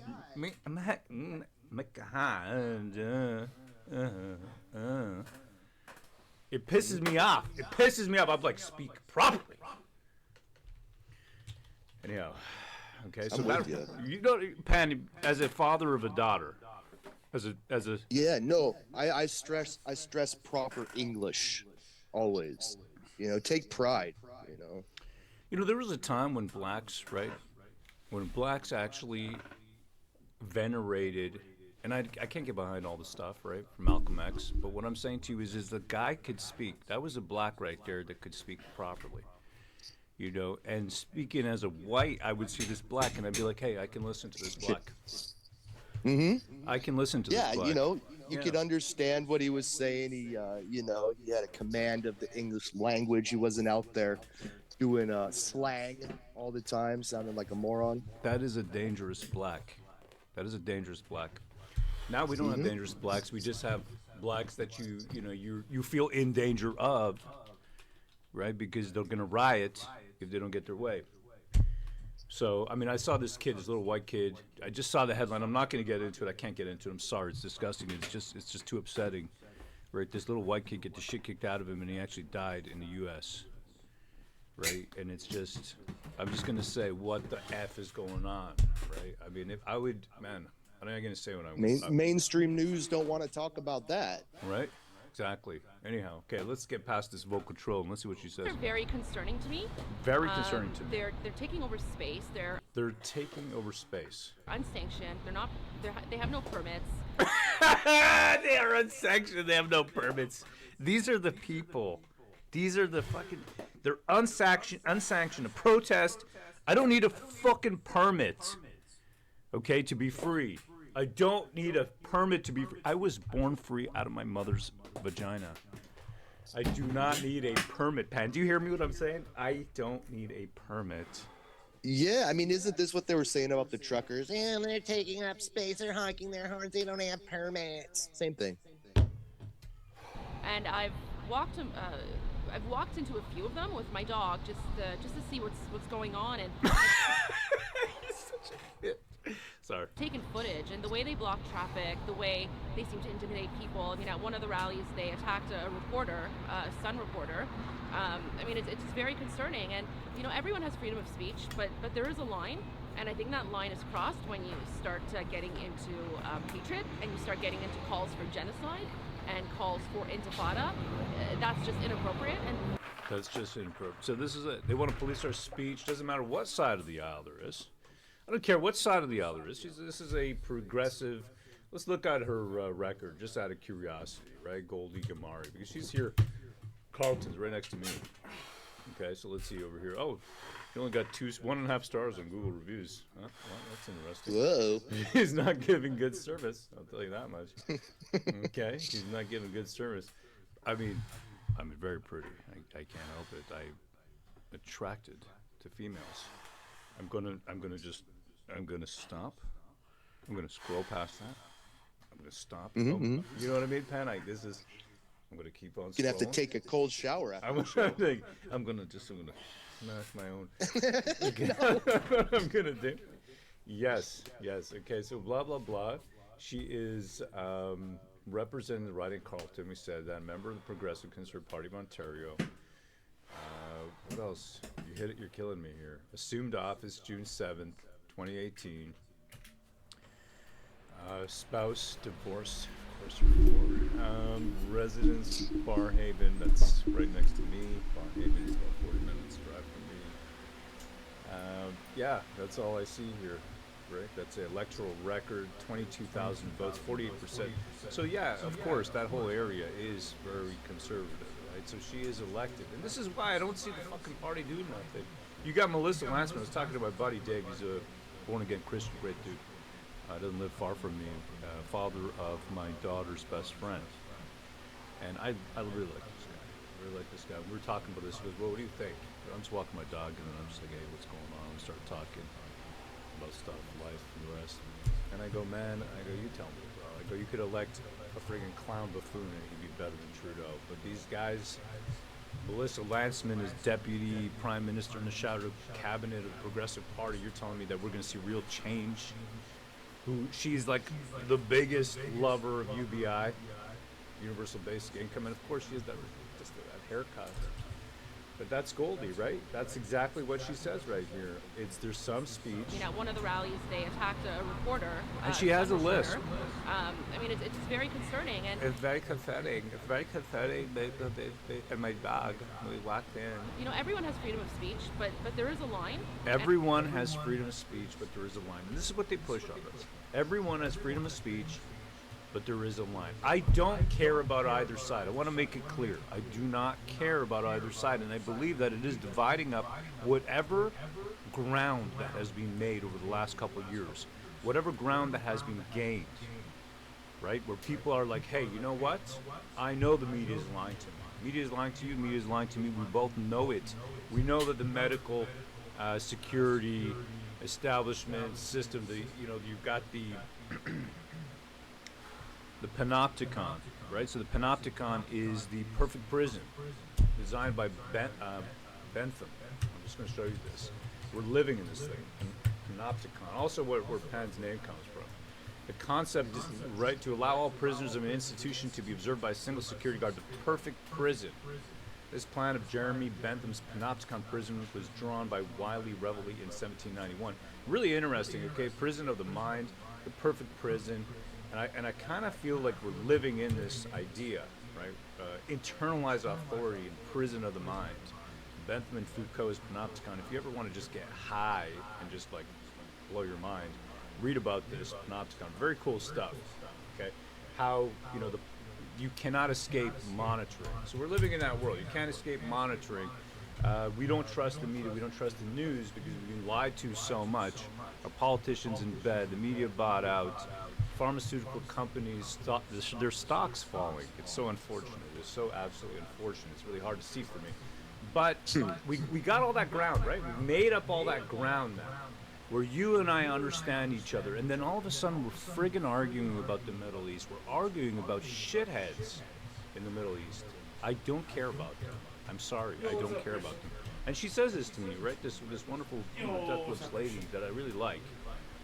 She says to me, there'll be more violence on our streets. And she goes, it has everything to do with us when our streets are filled with terrorist supporters. I block all terrorist supporters, no mercy. And she goes, and I go, look, I'm on the side of not blowing up kids and not killing civilians. Doesn't matter who does it. They're all shit. Right? Very simple stance right there, I think. She goes, you can disagree all you want. I was lurking. I saw you were doing like a workout stream, but you were doing, I think you were doing it to the music. I don't know if it was like a rhythm, a cardio movement. Dude, that was dope, man. And I'm no, That Muslim was lover, dope. Right? That was really cool. That was a I'm cool not a stream, big man. fan of the restrictions of the religion.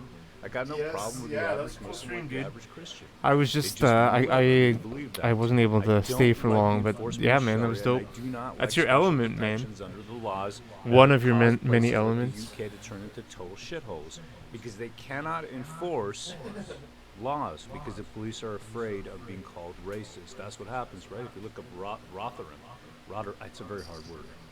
Rotherham, right? Basically, these little, beautiful little white kids, right? Little girls getting drugged, okay, and then being raped I and think I turned did into it once. prostitutes, and it just makes my Dude, blood I boil. had my friend had And the police has so an scared Xbox that they Connect. can't even prosecute. And it, I go to I when think I was it born right there, takes right? your movements. Okay, well, I'd just be better at moving like north Dance of there, Dance itchy. Revolution or That's all something. Get like a shit. little pad. Oh my god, dude, But the whole place, that would be insane. I get into it's DDR. unwalkable. You know what I mean? It's unwalkable because of, man. Where am I? Am I in Arabia? Where am I You're lazy, walking? though. You're a lazy guy. So that's not what I'm saying here. It's not that I'm partial to any one of these people, but it has become this incredibly divisive thing. And I see Canadian people, regular people here, we have bigger fish to fry. And they're fighting over this. I'm going to show you something here. I don't know if you remember this guy, Rowan. He was doing a lot of this, coming up. He was, going around with this lady. Remember that older lady? Pan. She was fighting against the travel mandates. Really nice lady. She blocked me. By the way. Oh, Right. You remember her? She was an older lady. with who gray was that? hair. Jane or Jane or? No, it's not Jane. Hold on a second. Let me just pull this up. Man, my computer with so many windows open. But yes. Just real quick, like I think the problem is, most people would probably agree that Hamas should be considered a terrorist organization, and it seems like people are lumping in all support for Palestinians as support for Hamas, which I don't think is correct. No, it's not, man. And I'm not going to get into it. I can't stand I do not want to get into Arabian politics, okay? Right. I'm not Jewish. I'm not Palestinian. I don't care. I spent the entire weekend off the internet, not worrying about this type of crap. It really doesn't affect my life, but a lot of people are really worked up about it. Man, this computer crash really pisses me off. It really just kills my buzz. Okay? Mm-hmm. Just really just kills my buzz. I'm sorry about that. It's just really. I want to We're show trying this. to have a buzz here on Monday morning. Yeah, I'm trying to get a buzz going in my buzz hole, and I can't get a buzz going because it really pisses me off. Nice, man. Okay, but hold on, here it is. This is the one. Okay. Yeah, got it.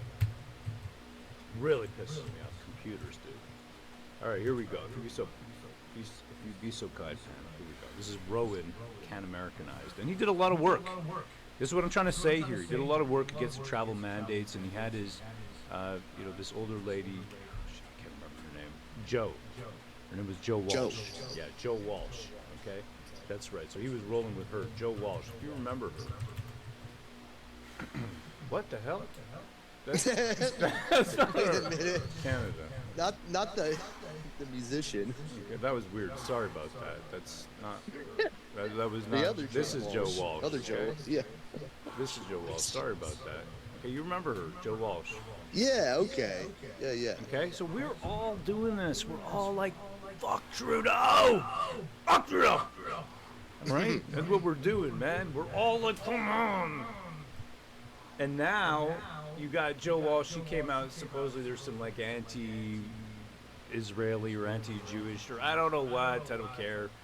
Anti one side, maybe I got it wrong. I don't know.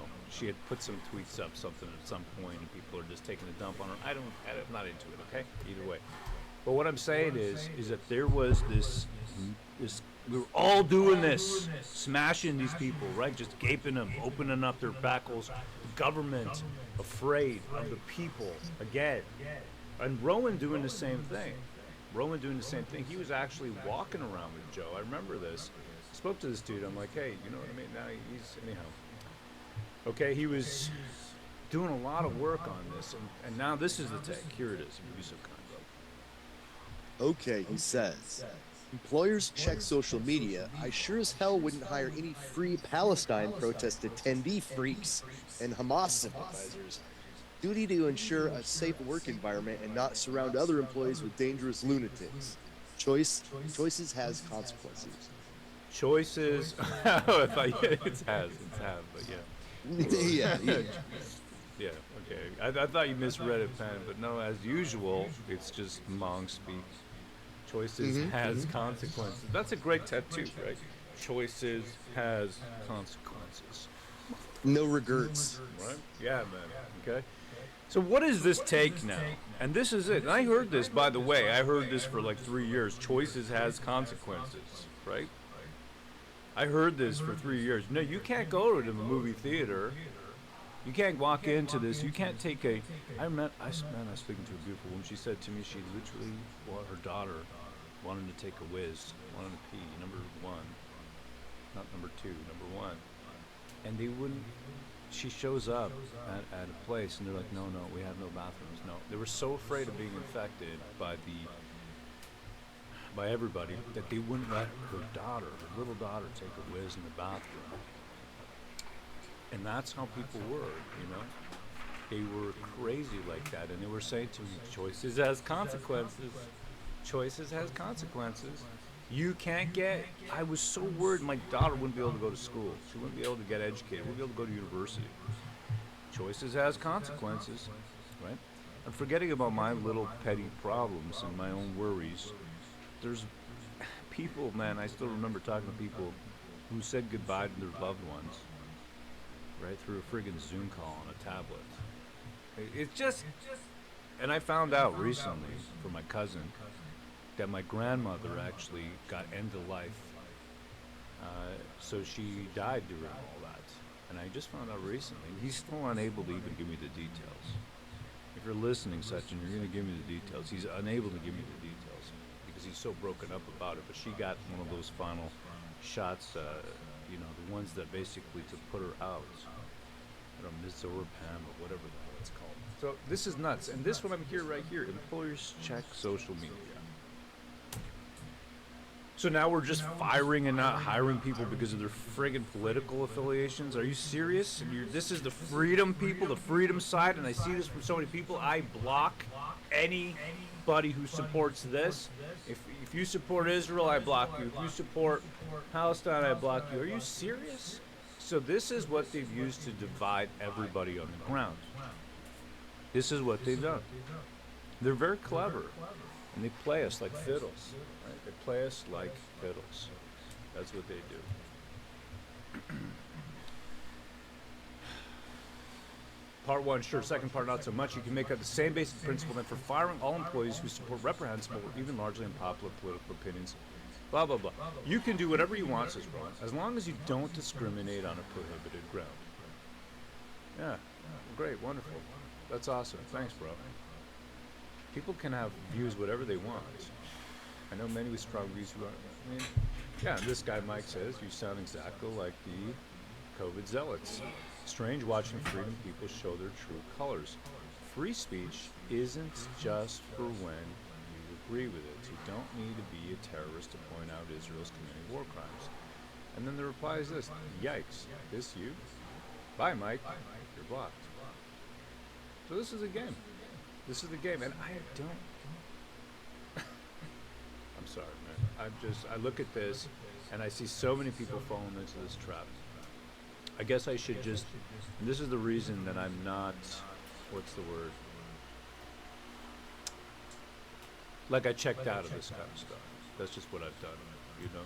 I've checked out of this kind of stuff, and I've just checked in. I've checked into beauty. That's what I've done. I've checked into, yeah, I have, man. I've checked into beauty. I refuse to be surrounded by ugliness. I want to see beauty. I want to see a woman in her prime.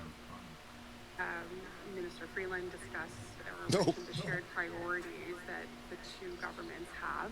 I'm wondering, would you describe a carbon tax exemption on natural gas for Manitoba as one of your priorities? I think our priority today is to share the news with Manitobans. Your so federal government, your provincial government are working together to put people to work. Yes. I think Manitobans in every region want to see the people. Dude, she that got a they send disorder, to dude. elected She got like office she got like some together medical to condition or improve something, bro. things I mean, what is this? Yeah, it's called being a weirdo. I don't want to make fun of retarded people. We will not, and we don't say the R word anymore. We call them handicapables.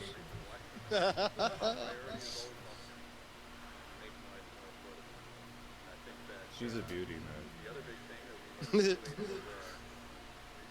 Really. Twitch. You know, sometimes when you guys are talking in Discord, I sit in Discord and nod my head like this. Just agreeing with everyone. She's a beauty, man. I love the smile. I don't care. You know, I actually don't care about women's political views and all the rest most of the time. I see the beauty in the beauty queen. Do you know what I mean? I don't hear. You love her smile. She has no lips. Ben, you are such a phobe right now. You're such No a, lips. You're None. such an ist and a phobe. You're such an. Yeah, you are. You're a super isty phobe. Okay, that's what you are. You're an isty phobe. They have said. Yeah, you are, man. I see this, and I see somebody who wants to be loved. You think Freeland? She doesn't have warmth between her legs? Is that what you're telling me? Oh God. Warm cottage cheese. Women need love. You're the man for the job. Damn straight. Okay. Damn straight, son. Damn straight. Okay. But anyhow, this stuff keeps continuing. They keep on telling us that the world is going to hell in a handbasket. I got to reopen Windows because my computer's so lagged. I got to get an upgrade. I'm going to get more cores. So I'm going to get more RAM, more CPUs. Anyways, here we go. What do we see over here, man? Okay, CTV News. It says anti-Semitic messages gasoline found in clinical area at General Campus, Ottawa Hospital says. Really? In the clinical area? Really? Gasoline? Come on, man. Come on. Okay, so let's How see are here. they sneaking that in there? We were just carrying my jerry can. What is this? Officer examined the scene where gasoline had been poured. There were no reported injuries, no identified threat to public safety, says the East Criminal Investigation Section of the Ottawa Police. This time, there's no Someone evidence. spilled some gasoline and they wrote a news article about it. Yeah. Poured gasoline and then what? Look, this is the police saying this. At this time, there is no evidence to indicate that this is a hate-motivated incident. Messaging left at the scene was not hate-related and spoke to the ongoing conflict in Gaza. Police sent a statement to CTV News, Ottawa at 3:30 p.m. on Friday, but yet the friggin' title is Anti-Semitic Messages, Gasoline Found in Clinical Area, General Campus, Ottawa's Hospital says. Wow, so essentially CTV News is labeling any, pro-Palestine sentiment as anti-Semitic. That's wild. And the police are like, no, not exactly. Yeah, the police are actually like, we looked and there's no hate motivated, nothing. So I'm not going to continue this, right? On Monday, police said a 29-year-old man was charged with the various hate-motivated offenses after an Ottawa rabbi received a threatening phone call. Do not be threatening rabbis, people. I gotta watch this. Gone too far. Why isn't Ottawa, like, listen, why, that's pretty fast. Why is a Ottawa rabbi being threatened in Ottawa? Why is an Ottawa rabbi being threatened? Let's just see. Really hits at our core when you see something like that because of what it represents. It represents 6 million Jews, and these are our grandparents, our great aunts, our great uncle that were killed in a genocide. Since the Hamas-Israel war Friday night, he received a very threatening phone call. Immediately went on to this diatribe about how our community supports Israel, our community are Zionists, which means that we're Nazis, which means that we all need to be killed because Nazis shouldn't be in existence.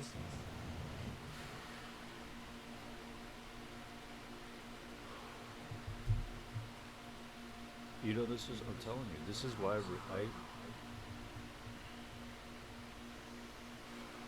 I will not be dragged down into the earth. I will not be, I want to soar, man. Was soar in the clouds? I want to soar in the clouds. I'm not going to be dragged into the earth. I'm not going to be dragged down into the depths of the earth like they want to do to me in Iceland. Look at this going on right here, man. Large crack in the center of town. Check this out. This opened up right in the ground, man. Yikes, they have an earthquake? Or yeah. Yeah, look at that right there. See that? Right there. Lava coming out.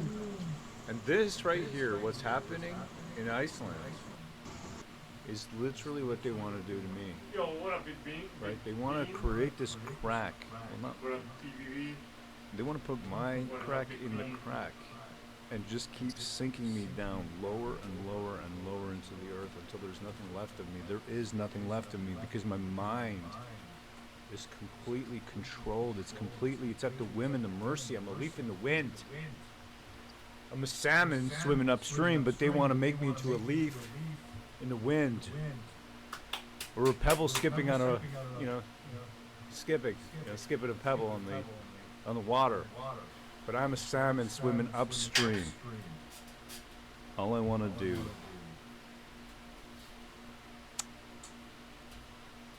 What do salmon do when they get up there, Pat? They F. I don't know how salmon do it. I don't know how they do it, but that's what I want to do. And you guys are trying to make me into a friggin' leaf. And I refuse to be swept along by media currents. I refuse. You're not my mom. You're literally not my mom. You can't tell me what to do. You got Tony Blair of WMD fame. Just check this one out. This is from the Times of Israel. It says, Israel said seeking to appoint UK's Tony Blair as Gaza humanitarian coordinator. With pressure on Jerusalem growing to do more for stripped civilians, Netanyahu reportedly hopes former British PM will take on the task, providing war effort with greater legitimacy. Oh yeah, Tony Blair's going to give you some legitimacy. There you go. He's the Gaza humanitarian coordinator. It's wild. This is wild. These old warmongers are now, humanitarian coordinators. I love it. I love irony. This guy's like an OG Weffy. Yes. Like before the Weff with a thing, this dude was doing Weff things. You know that? Yes. He's OG Weffy. He's OG Weffy. He's the original gangsta of Weffy. Okay? Prime Minister Sunak, not elected in the UK. That's right. He has not run an election. There's not been an election yet. Unelected. Has fired one of his staff, right, and promoted David Cameron, right? So David Cameron, of course, who left during Brexit, and Brexit again, a populist kind of thing coming up. He's now been appointed as Foreign Secretary in a bombshell cabinet reshuffle. He's replacing, because of course, it's again about current day politics. So the woman who was in that position made a statement that was not what they wanted to say about Israel and Palestine or whatever it was. I want to see if I got it over here. I did. But and she got removed, and instead, right, so Cameron resigned as Prime Minister in 2016 after the UK voted to leave the EU. Theresa May congratulates Cameron on his return. The UK has not run an election. Rishi Sunak, who is directly tied to Infosys, that's his father-in-law, the founder of Infosys. The founder of Infosys is a top-tier WEF partner. The founder of Infosys is Rishi Sunak's father-in-law. Infosys has created the Aadhaar digital identification system in India, a billion Indians on digital ID, top tier first premier partner for the West, Rishi Sunak unelected, going along with the plan, bringing in David Cameron back after he left because of Brexit. So it's just like you look at this stuff and you just think, where do the people speak again? Where do we speak? Who do we speak to? And then you got on the flip side, you even got the conservatives, like we saw that Gagari lady, right? The Carlton area district, saying that free speech is good unless it becomes hate speech. And then you got that question, well, what is hate speech, or who decides what it is? Well, the government decides, I guess. And they tell you what's what, and then you just get screwed. You get shut down. So where do these people speak? That's my question for you. Where do the people speak? When do they get a chance to speak? You got even Michael Geist, who is a Ottawa professor, pushing against all kinds of internet restrictions against speech. You know, journalists that have been bought out, pointing all that out, all the different bills that the media has gotten their bailouts. Ottawa law professor. And then you got like people losing their minds here. And if you could read this over here for me. So the guy's talking about free speech and fighting against government bills that try to restrict it. You get a hot button issue, and I'm going to say it right now. Hot button issues, the ones that get you heated are the tests. Those are the tests, the litmus tests of whether or not you believe in freedom of speech, freedom of speech specifically.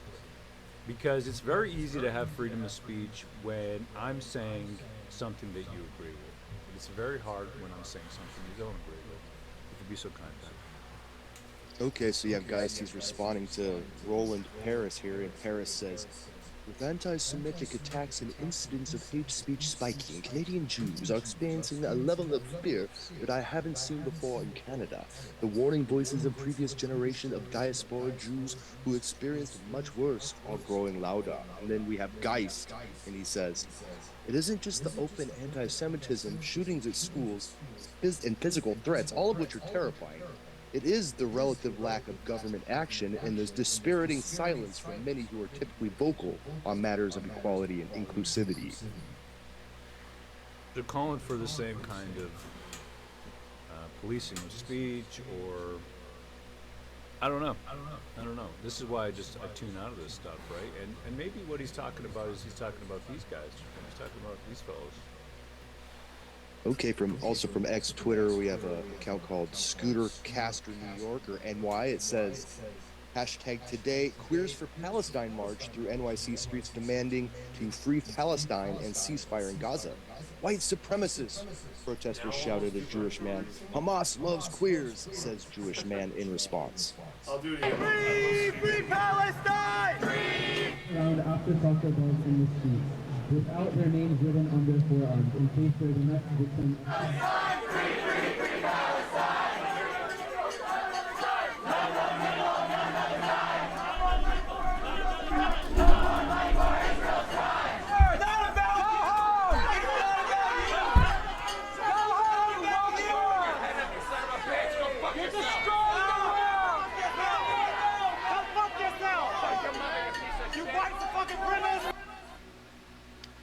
So much aggressivity, you know that?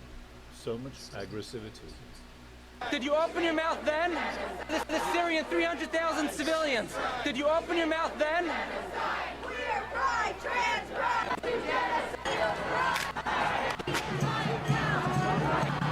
It's really a weird kind of interstitial moment between, the gay rights and politics, and you got the masks going. It feels like everybody's just adding on more stuff, right? So you got to wear a mask, you got to be. I just don't get it, and then you wonder why. I just want to literally go into my workroom in the basement and just play with my my tools. You know what I'm saying? I just want to literally piss off because this is just so ridiculous, and it's got nothing to do with me. And Right. you know, real things are happening out there. I mean, look at this over here, Pam. This is kind of shocking, to be honest. Okay, from dailymail.com, it says, White Chicks actor Marlon Wayans reveals his eldest child, Kai, 23, is transgender, saying, I have a daughter that transitioned into a son. Oh, that's a shame. I used to like the Wayans brothers back on that show in Living Color. Great show. I think it's kind of ironic that the guy is in White Chicks, the movie where he dresses up as a woman, also transracial, right? It's quite a cutting edge idea. And then, you know, reality meets art. Is that what we call that? What do you call that, guy? Is that reality meeting art? Yeah, it's reality meeting art. Man, this really is like a sign of the apocalypse right here. When you have the Wayans actually dealing with this, like these were people who were like Pan just brought up Living Color. Man, there was a lot of stuff that couldn't be done or said that they did on a Living Color back in the day, and like they were, to me, they were artists who were totally against any censorship or any of this woke stuff. And to look at this happening to his own family, wow, sign of the apocalypse, bro.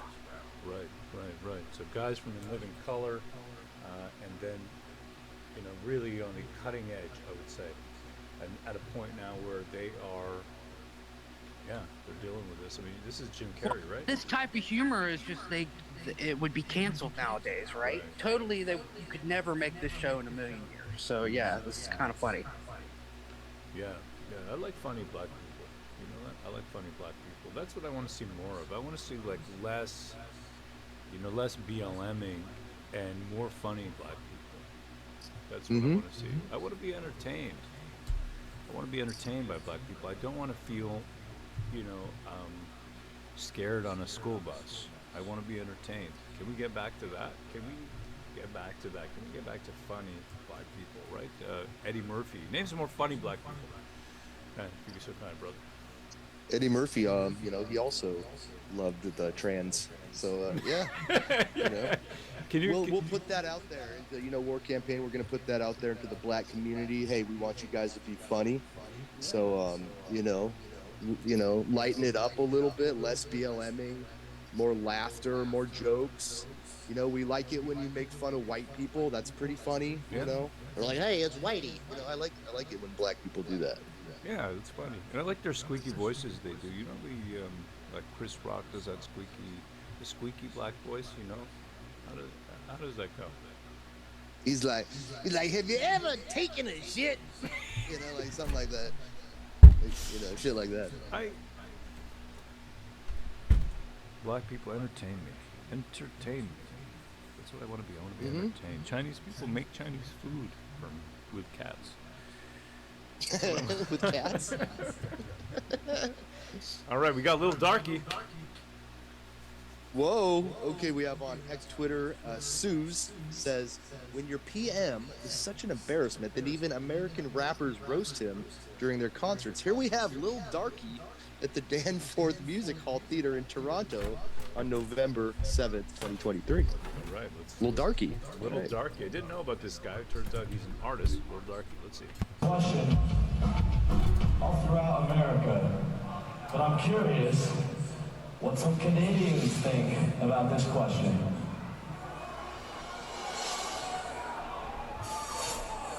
Raise your hand if you are happy with your government.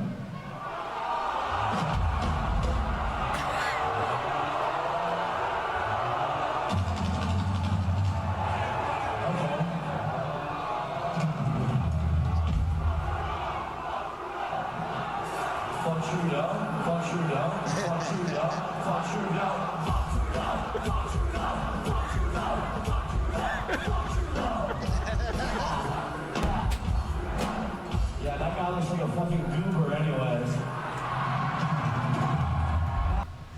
Holy shit, that's amazing, dude. That's amazing. Why they call this guy Lil Darky? I don't know, but I love that shit. I love this shit. Holy crap, this is amazing, man. Oh, wow, man. And you tell me, right? You tell me, and I'm telling you, everywhere you go, you can see that everybody hates this dude. Our government's such a shit show joke. Man, I met that guy the other day, right there. What's his name now, man? That's absurd, bro. I get all these all these little darkies confused. Oh yeah, I remember that guy. Yeah, Sajan. You know, Harges, Sajan, whatever, man. Something. Why can't you just call yourself Mike? Right? You know what I'm saying? Why can't you just call yourself Mike, bro?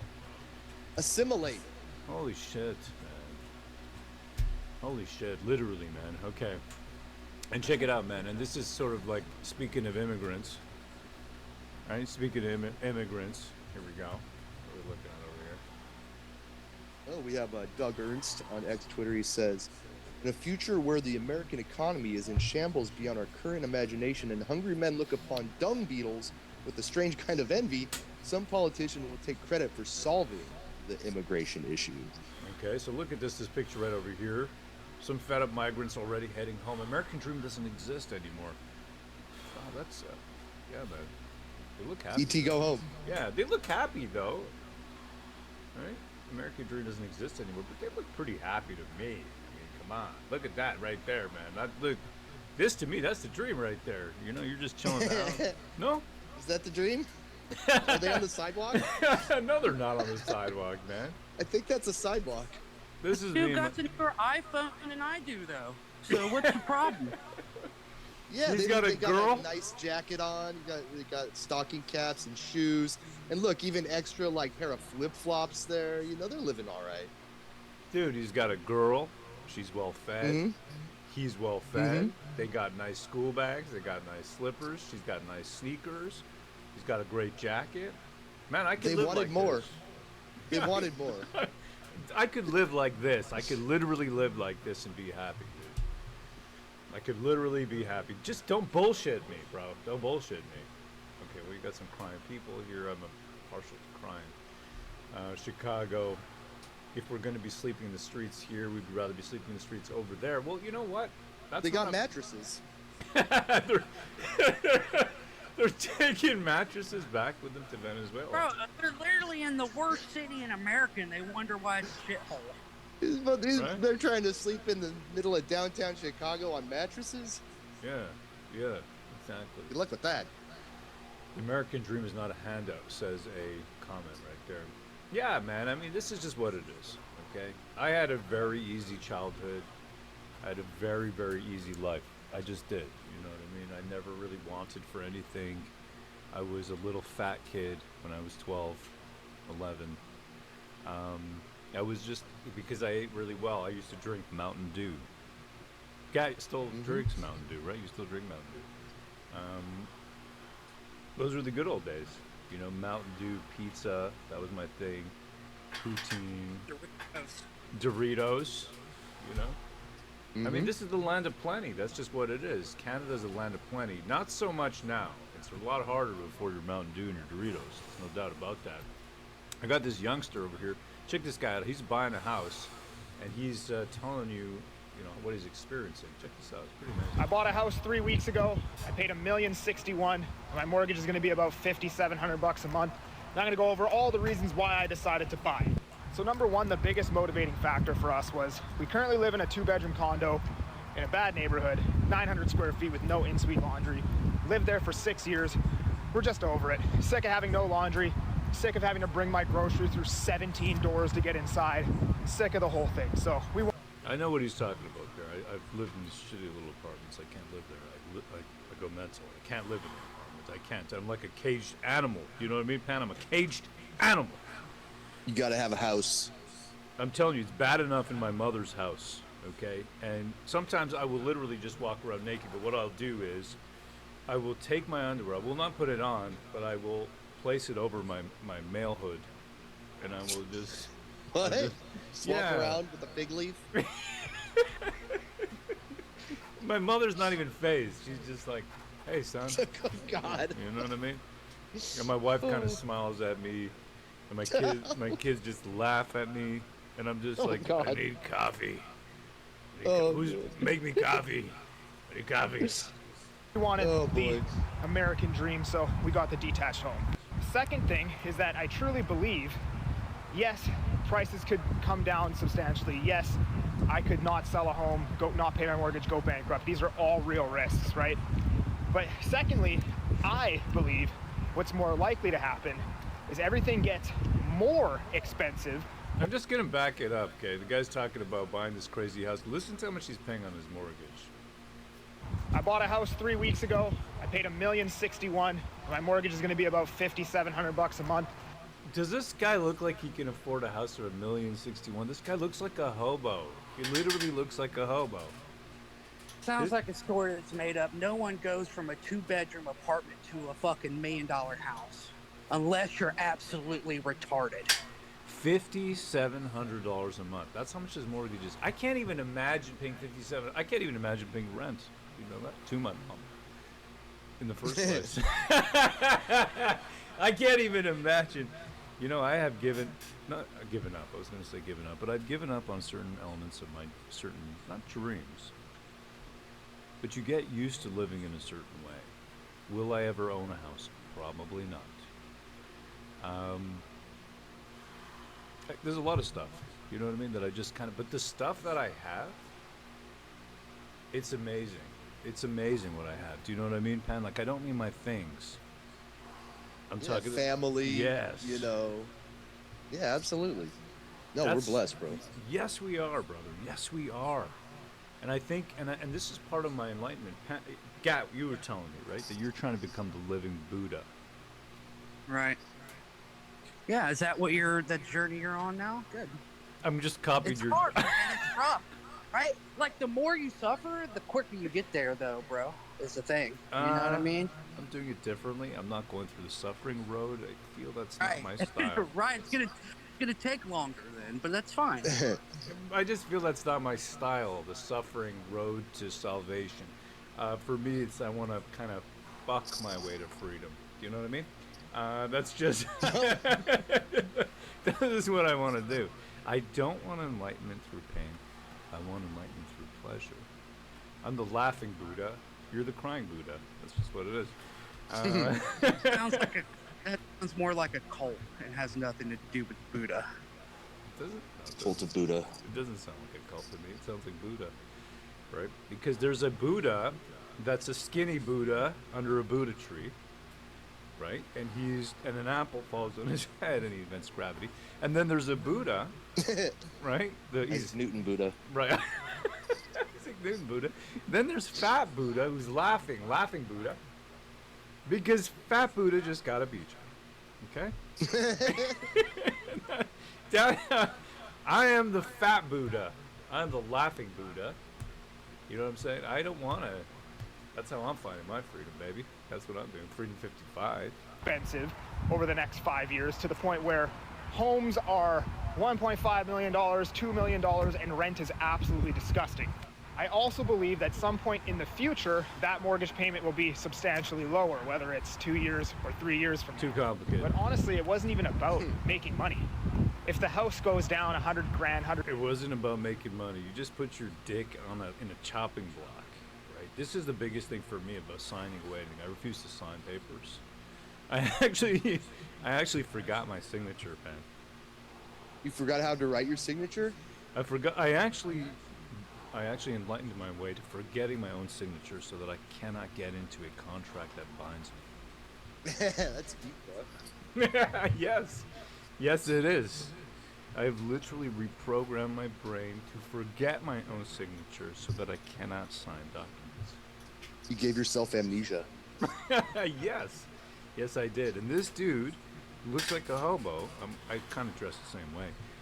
It's just the way it is. It's actually a cool I like style. his jacket. Yeah, it might be a Carhartt. You know, it's a pretty good jacket. It is. He looks actually pretty well dressed. Like, it's nice clothing.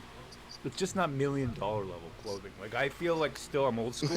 If you tell me you're a millionaire, I expect like you're wearing a golden jacket. You know what I mean? And right. Nice suit. You know, a tie. Yeah. That type of stuff. I think a golden jacket. You know what I mean? And a shiny hat. And chrome wheels.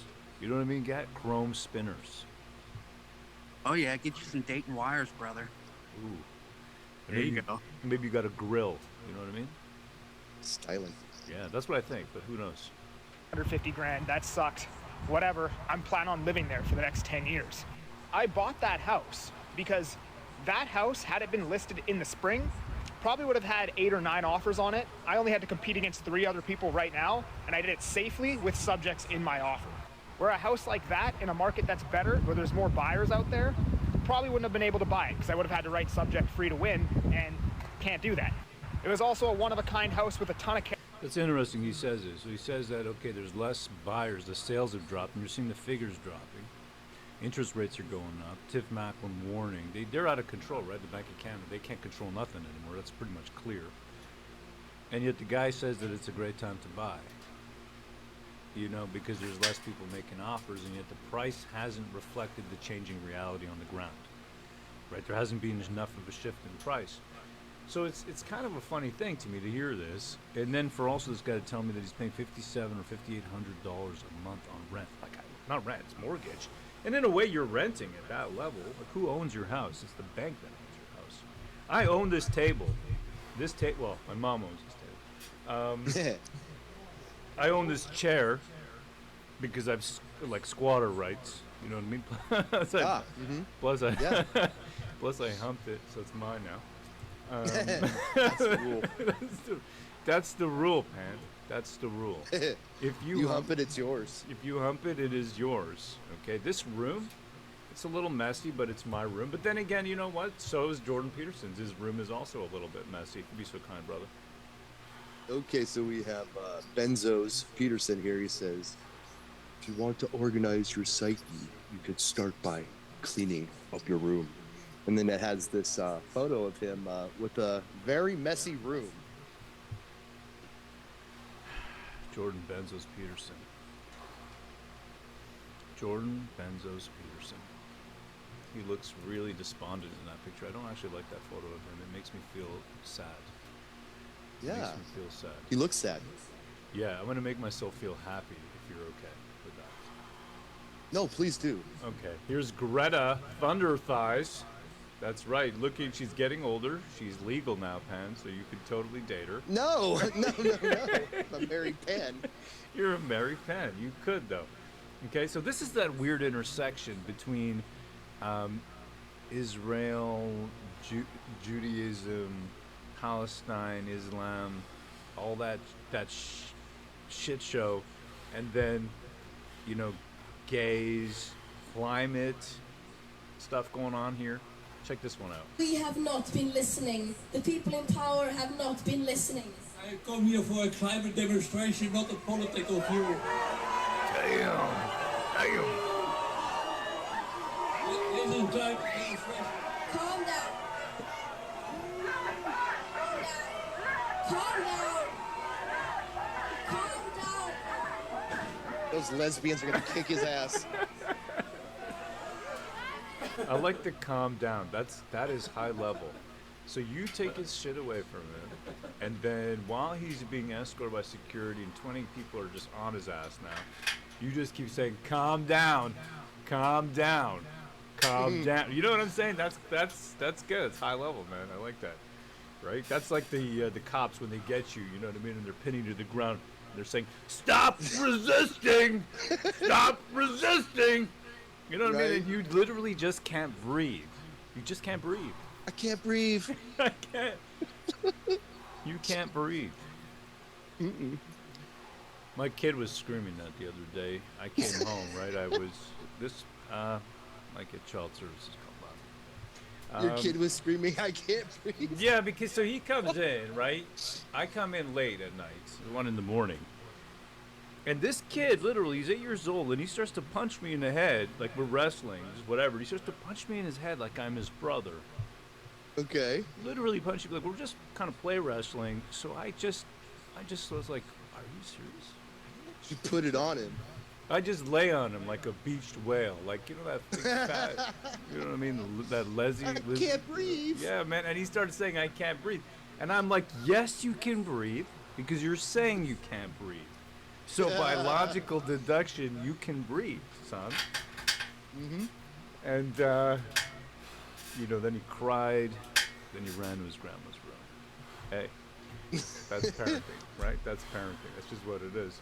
But I like this dude over here. I like this guy. I like the style here. He's like, I don't want to hear about, they're saying no climate justice on occupied land. That's that intersection again of all these issues. You have to be on all the issues or you're not on the right team or you're not doing it right to be on that team. People in power have not been listening. I've come here for a climate demonstration, not a political view. He's a badass. I come here for a climate demonstration, not a political view. I'm here for the trees. The trees. You whore. It's crazy how they don't see how it's political, though. I mean, this guy thinks it's something non-political. Well, you're wrong. Oh yeah, no. There's a lot of people who are into the trees. I'm into trees. Right. Well, you're into. Call them trees. hippies. Ken, you are. I like cutting down trees. Actually, Right. I like growing trees and then cutting them. You remember that dude who was on your property there? Do you want to tell that story? I don't know if you want to, but that dude there. Yeah. Yeah, he liked the naked guy. Yeah. Okay, so like, it must have been like a year ago. Like, we have trail cams out on the property, and I get this call from my cousin, and he's like, "Yo, I was checking the trail cam, and there's a naked dude running on the property," and I was like, "What?" And I was like, so I'm like the property caretaker, so I'm like, so it's my job to like go chase the naked guy, right?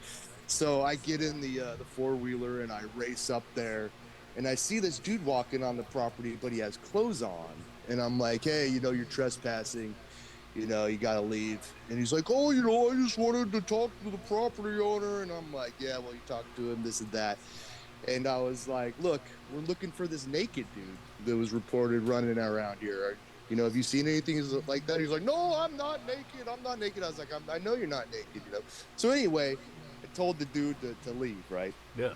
Well, it turns out like that ended up being the naked guy. But then months after that, I get another call from my cousin, and he says the property owner adjacent to us has got film of the dude back. He's back in the forest, running around naked, but this time he's doing very lewd activities and was caught on camera. All the property owners got together, and let's just say that dude ain't gonna be back. Yeah. Mm-hmm. We're gonna So have it's like, ourselves. sometimes you gotta, and he was like one of these tree hugger dudes, probably. Right. One of these Right. these climate boys. Right. out Yeah, there. but he was also almost trying to procreate with the trees, right? He was. Yeah, he was out there like shooting it in the ferns, Right. I don't think he's gonna be back. Right. The Pan's naked guy. Everybody. I think this is a common thing. If you own a large enough property, you're going to attract naturally naked guys. That's just what you're gonna do. It's natural. Yeah. Tree huggers. Absolutely. Check this video out. I think you're gonna enjoy this one. This guy is trying to propagate anti-LGBTQ propaganda. He's trying to tell children that they are not allowed to be trans. Yeah, they're not. Yeah, they're not. They're not. Suck your mum, bro. No. Black nail polish on is a man, bro. Stop talking. Stop talking. You can't do that, yeah. You have to respect that decision. But in religion, yeah. But in some religions they accept that, but in our religion you can't do that. So we don't agree with your faith. Thank you. What religion are you? What religion are you? Catholic. What are you then? What do you identify yourself as something, my bro? What do you identify as? Go on. What do you identify as? Alright, what do you identify yourself as? Okay. Listen. Where from? Where you from? Where you from? Wait, what do you identify yourself as? Did those Arabs just chase off Antifa? Yeah. If you've ever dealt with a bunch of hijabi women, this is what it's like. I'm telling you. My cousin is a hijabi woman, right? Man, she's like just yapping in your ear. It's just in your ear. This is exactly what they're like. And this British hijabi style woman, it's unconstitutional from where I'm from. You know that? As a constitution of man, it's just I can't take it at all. The freaking noise in your ears. And this dude couldn't. I mean, literally, they chased. Yeah, like you said, man, they chased out that team. He's like, all right, I'm out. I just. You got black nail polish. You fairy. Yeah, man. I just say let them fight. Let them all fight. Let them wipe each other off the map. Let them push each other into the Mediterranean Sea, the Black Sea, the Dead Sea, all the seas. And while they do that, I'm just going to be chilling out here. I'm going to be chilling with you guys. You and I, I want to make a phone call with you after this show is done. And Great. Yep, that's right. And we're just going to talk. Can't wait. And we're going to do talks. We're going to do a talk, you and me. And yeah. That's just what what we're going to do for fun. You know, and let them throw each other into every sea that they want to. I don't know about you, Pat. I think this is the best way to deal with all these lunatics. No? Well, that's it. Like, we just want to have fun. Like, we've been on YouTube for a long time, and we didn't start out doing this political stuff. We were just comics nerds, but we kind of got thrown into it because it hit pretty close to your home there. Like, you were directly affected by the mandates and all of that. So, you know, and you felt strongly about it. So naturally, we're going to back you up because you're our brother. So here we are, you know, but we just want to have fun, you know, and we want the people in the chat to have fun. And that's really what it's always been about for War Campaign.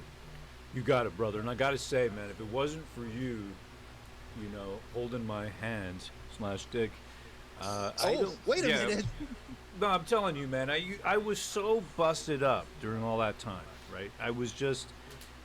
I literally yeah, it was real. It was, man. Real, dude. I thought about actually becoming a Mexican in the United States of America. Right? You were like trying to figure ways to like come over the border and have an anchor baby. That was kind of like one of our jokes, like at the time, but it was real. Like you were actually thinking about that. You were gonna pull a Viva Fry, but you didn't. No. Well, for me, what changed, right? So in November 2021. I was seriously considering. I'm like, I know this door is closing. I will not be able to get across the border. My wife's pregnant. And I'll tell you what, man, when I was standing there in the Civic Hospital outside, not getting service because we didn't have paperwork, waiting for the security to let us in, we'll call up to the labor unit and then let us in. You know, I thought, man, I'm a dumb effer for not, a dumb BFer for not having any paperwork here, right? And holy shit, I'm putting my wife in danger now. I'm putting my wife and my family in danger. But it was so real like that. And you were there for me. Yeah. You know, I don't know, man. It's just you snuggled me when I needed snuggling. No, man. I mean, dude, yeah. You know, Nick and all the guys, Dan, Johnny Boy, Terry, like, you know, it's not just me. Like, you know, we care about you, brother. And that's the only, I appreciate it. And I know that for a fact because that's the only reason even that I was able to do what I did. By November 2021, when I saw that dude in Costco get beat down, right, in Etobicoke, right, when, Etobicoke, Costco, when I saw it, that was it. I snapped, and I made my own little plan, which I never put into action. My wife gave birth, and I became radicalized. That's just what happened. Absolutely. I became radical like a Teenage Mutant Ninja Turtle. Radical, man. And then, but then the convoy happened, and it was, after that, it was done. I knew that there was more people. People were good. And that's exactly what I don't like to see now, this division, people actually fighting about, like, think about it really. Do you really care about people in the desert? Do you really care? I don't. I care about people here. I care about my blood. I care about my community. I care about people in my locality. I care about this country. That's what I care about. This is the foundation for my family. You know, I hate the government, but I love my country. That's what it is. I really do, man. I really do. And speaking of that, I'm going to show you something here. Doug Tenaple calling this the bum rapture. If you'd be so kind, Pat. Our old buddy Doug, he's quote tweeting Colin Rugg here. It says, report the San Francisco homeless population has miraculously gone missing as President Biden and Chinese President Xi Jinping are set to meet in the liberal city. I guess they're cleaning up the streets for this the Chinese president. And Doug TenNapel says the bum rapture. Yeah. Right? It's all over for the homeless there. You gotta move on, homeless people. Get out of this part of San Fran. The bum rapture, they've been beamed up to heaven. Right? There you go. Doug is I saw this, I cracked up, Don, man. I cracked up. That's it. But this is what I want to do. I want to laugh. You know, I want to BF. You know what I'm saying? I just want to BF. That stands for butt F. That's what right I in the do. back hole. Yeah, man. That's what I want to do with my life. You got to choose what you want to do with your life. My life is for effing. It's for having a good time. I don't care. Okay? I don't care about your tears. Right? It makes me smile. That's what I care about. Right? Evan, you're a... That's what you are. Eric July. No, you did. Eric July, I'm coming for you. I wanted to say the N-word. Budget Zuby? That's it. Every one of these BFers are going to get BF'd. That's what it's about. That's the work campaign. Hail the chat. Hail, brother. Catch you on, what's the date today? Thursday at 11 a.m. Eastern. No computer issues that time. Hail the chat and hail freedom.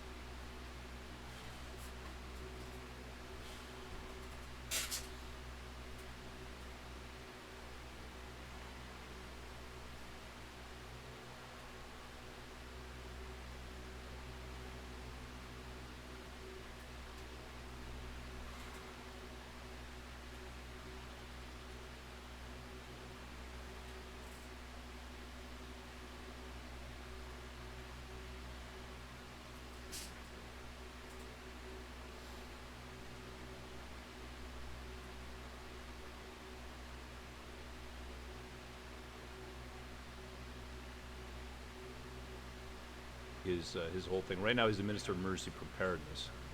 All right, let me show you this dude.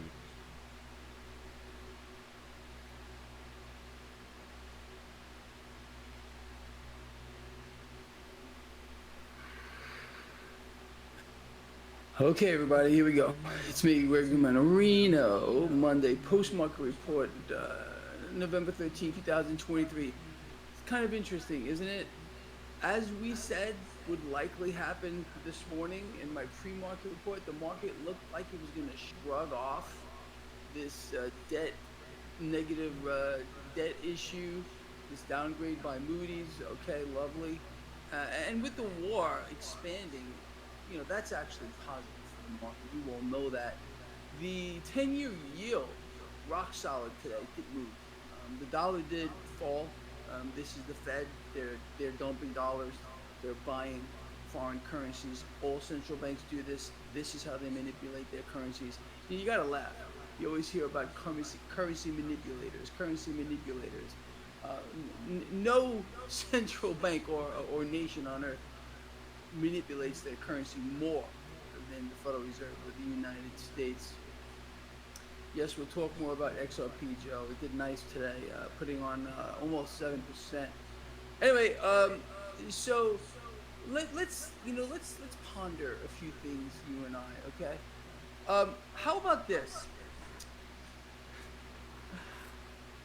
Right now, our loving, caring representatives, what are they doing?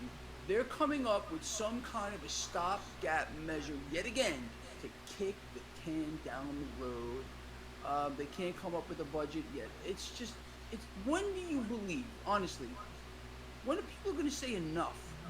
What do we need these things there for? What are we paying taxes for? Why are they getting paid? How's that? They can't get it together? Someone out here explain that to me. I'm sure you're all smarter than I am. So kind of, lay it out for me, explain to me as if I am a small child or a cocker spaniel. Because I just don't get it, all right? It's just the same thing over. I'll tell you what it is. Why can't they come up with a budget? Because we're bankrupt. The U.S. Treasury is bankrupt. The U.S. government, of which the Federal Reserve is the actual government, they're bankrupt too. Okay, and being that the Fed is the government, they're not federal nor have any reserves. They got to create it out of thin air. All right, we are. You realize that the United States today is already in a debt default across the board. We couldn't pay our debts at all if it weren't for the Federal Reserve making up the difference, because we're clearly not making any surplus here, or even being able to stay with our head above water with regard to tax receipts. But the Fed is out there, and they're willing to keep funding this charade that we all think is real, although it's not real. This whole thing is absolutely twisted beyond anybody's wildest dreams. So anyway, going back to the market, shrugged it right off, just as you and I said it would. It looked like it was pre-market. I said, look, the market looks like it's shrugging it all off. How many of you out here, I ran a poll earlier today. I like when you guys and girls participate in those polls over there.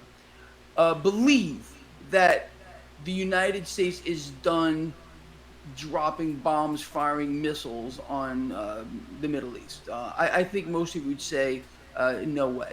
Okay, we're going to get more of that. And this mechanism here it's so wicked from so many levels. And I'm going to cover some of that with you in a piece I want to read to you in just a moment. V-Dog, thank you. With that, let me just cover the market real quick, finish that, and a whole bunch of other stuff that I want to talk with you about. So I said the market did nothing. Dow finished positive. The S&P 500 basically flat. The Nasdaq lower, not much at all. Dollar lower, as I said. 10-year yield didn't do nothing. XRP doing very well as of late here. I think there's a lot more upside here. Bitcoin under a little pressure today. Cryptos in aggregate flattish. Gold and silver turned around and caught a bit as well. Crude oil I really feel that crude oil is bottoming here, people. I'm telling you. They're not going to allow this mechanism to play out much longer. Crude oil is the lifeblood of the system. It's the lifeblood of the freaking system. With that, some of that is in this. No, I know all of you, every single one of you subscribe to my newsletter, 100% free, link in the description of this video. I do not share any of your information. I promise you, cross my heart, hope to die. All right. But I want you to have this stuff. So this is in your inbox right now. I want to read through this, and I want to add to it as I, whenever I write these things up, I like to do this. And I think this kind of stuff is really, really important. So anyway, the title of this, Markets, a System of Control, More War, More Debt, by yours truly over here. So let's recap. Over the weekend, U.S. debt got downgraded to negative, and with that, the U.S. carried out more airstrikes in Syria. Imagine my shock. You and I have been calling this blow by blow here. It's just not going to stop. And we haven't seen anything yet. I really believe it's just so obvious to me where they want this to go. Again, the bankruptcy of the United States basically means that we must have war, more war. And you can see that what the spin is right now. If you were to turn on CNBC, Bloomberg, Fox Business, they're talking about no recession, no recession, no recession. Let me explain this to you, okay? GDP, which is their key indicator for recession, is going to skyrocket. Skyrocket. You know that, okay? All the funding for this war, that war, expanding wars, it's all in there. So GDP is going to go way, way up. They're going to tell you there's no recession. Meanwhile, people won't be able to eat. Thank you, Jody. I appreciate that. So you understand? Anyway, let's talk about the root cause of the problem, because you know what it is already. But we're gonna discuss this. The root cause of the current geopolitical situation is a lack of liquidity in the system. Cash is drying up. You all know that. In fact, it's drying up a lot faster than I even believed it would. And that is the underlying issue of why we're seeing war here, and why war is being propagated, why cash is being pulled into the now. I've told all of you for I don't know how many years, Lord Humongous, you can vouch for this, Lava can vouch for this, Magic Me can vouch for this, Joey can vouch for this. I've been telling all of you, they're going to do things you can't believe, you can't dream about, have a nightmare over, to pull cash into the now. If this means they got to slaughter Millions of people, and I mean millions. That's what they will do. Thank you, Jack. I appreciate that. Yeah, it's you know, the system, talking about bankrupt, okay, the system is debt based, okay, it works over a constant vacuum. It can never be made whole. It's not meant to be made whole. It's made to constantly add and pull debt into the now. This is why citizens here in the United States are the most indebted of any nation on the planet. Did you know that? Thank you, Jeffrey. I appreciate it. um why we are bankrupt, why the Treasury is bankrupt, why the government is bankrupt, why America is bankrupt, why our politicians can't get it together, why we can't have a budget. We can't have a budget because we're bankrupt. You understand? Without the Fed, we'd be in a Mad Max scenario right now. But they're bringing us to war, and this war is going to expand. You're going to see more nations involved, and Iran has a target on it. They are going to push Iran into this, even if they have to do it themselves. And that's exactly what they're going to do, as you are well aware. Expect a false flag. Expect all the finger pointing, Iran, Iran, Iran. It's going to be big. A lot of people are going to die, and you're going to get all the sheep out there waving their flags. Let's bomb Iran. Let's bomb Iran. That's what they're going to do. You know that's exactly what's going to happen. Anyway. So the root cause is this lack of liquidity. It's drying up. Okay, now understanding, going back to what we were just talking about, that no other human endeavor creates a greater need for borrowed dollars pulled into the system than war. You can expect that much more war is coming, no matter who sits behind the Resolute desk. I know a lot of you don't believe that, but you have to understand we're done. We're bankrupt. Kathy R knows what I'm talking about. Thank you. We're done. They could put in, I don't know, the most peace-loving man in the history of the world behind the Resolute desk. Doesn't matter who sits there anyway. But again, the United States is on a full-on war footing. Our economy is dependent on war. You understand? See that painting back there? One of you picked that out. That is the USS Constitution, by the way. And I couldn't believe one of you nailed that. And yes, that's the Gibson Modern too. You guys are amazing. Anyway, so we must have more war moving forward, and much more suffering and pain and everything else. It has to happen. Otherwise, this entire thing will collapse on its feet, on its face. And everybody else with it. So you can expect more war. Anyway, now let's talk about crude oil a little bit here. You already know some of this, but let's outline this. So crude oil is the lifeblood of the system, period. And with every single major Wall Street investment bank heavily invested in this stuff beyond their eyeballs, you can expect that crude oil will get propped up. Expect that more U.S. airstrikes in the Middle East will cause crude oil and energy prices overall to move higher moving forward. Also expect volatility, a lot of volatility in energy. That's what you should expect in a situation like this. You should expect big swings higher and big drops, followed by bigger swings higher, followed by a bigger drop, followed by a bigger swing higher. So you're going to get a lot of this, like a more or less of a random walk here with big swings higher. That's what you can expect. Now, despite the rapidly deteriorating global economic situation with war expanding and ever soaring higher debt, I would expect that the Federal Reserve will continue to rig the debt market, attempting to trick the stock market, I should have wrote here, into believing that the debt market itself is stable. But nothing could possibly be further from the truth. If it were not for the Federal Reserve getting in here now, buying more debt, again, the Fed is not magical. No central bank is magical. They can't just say something and it happens. They have to get into the market. To keep rates at X, the Fed must get into the market and buy more debt. And they have to create this cash out of thin air to do it. You understand? I think we're on the same page with this. All right. The global debt market is becoming increasingly unstable. Jonathan, thank you. Wow.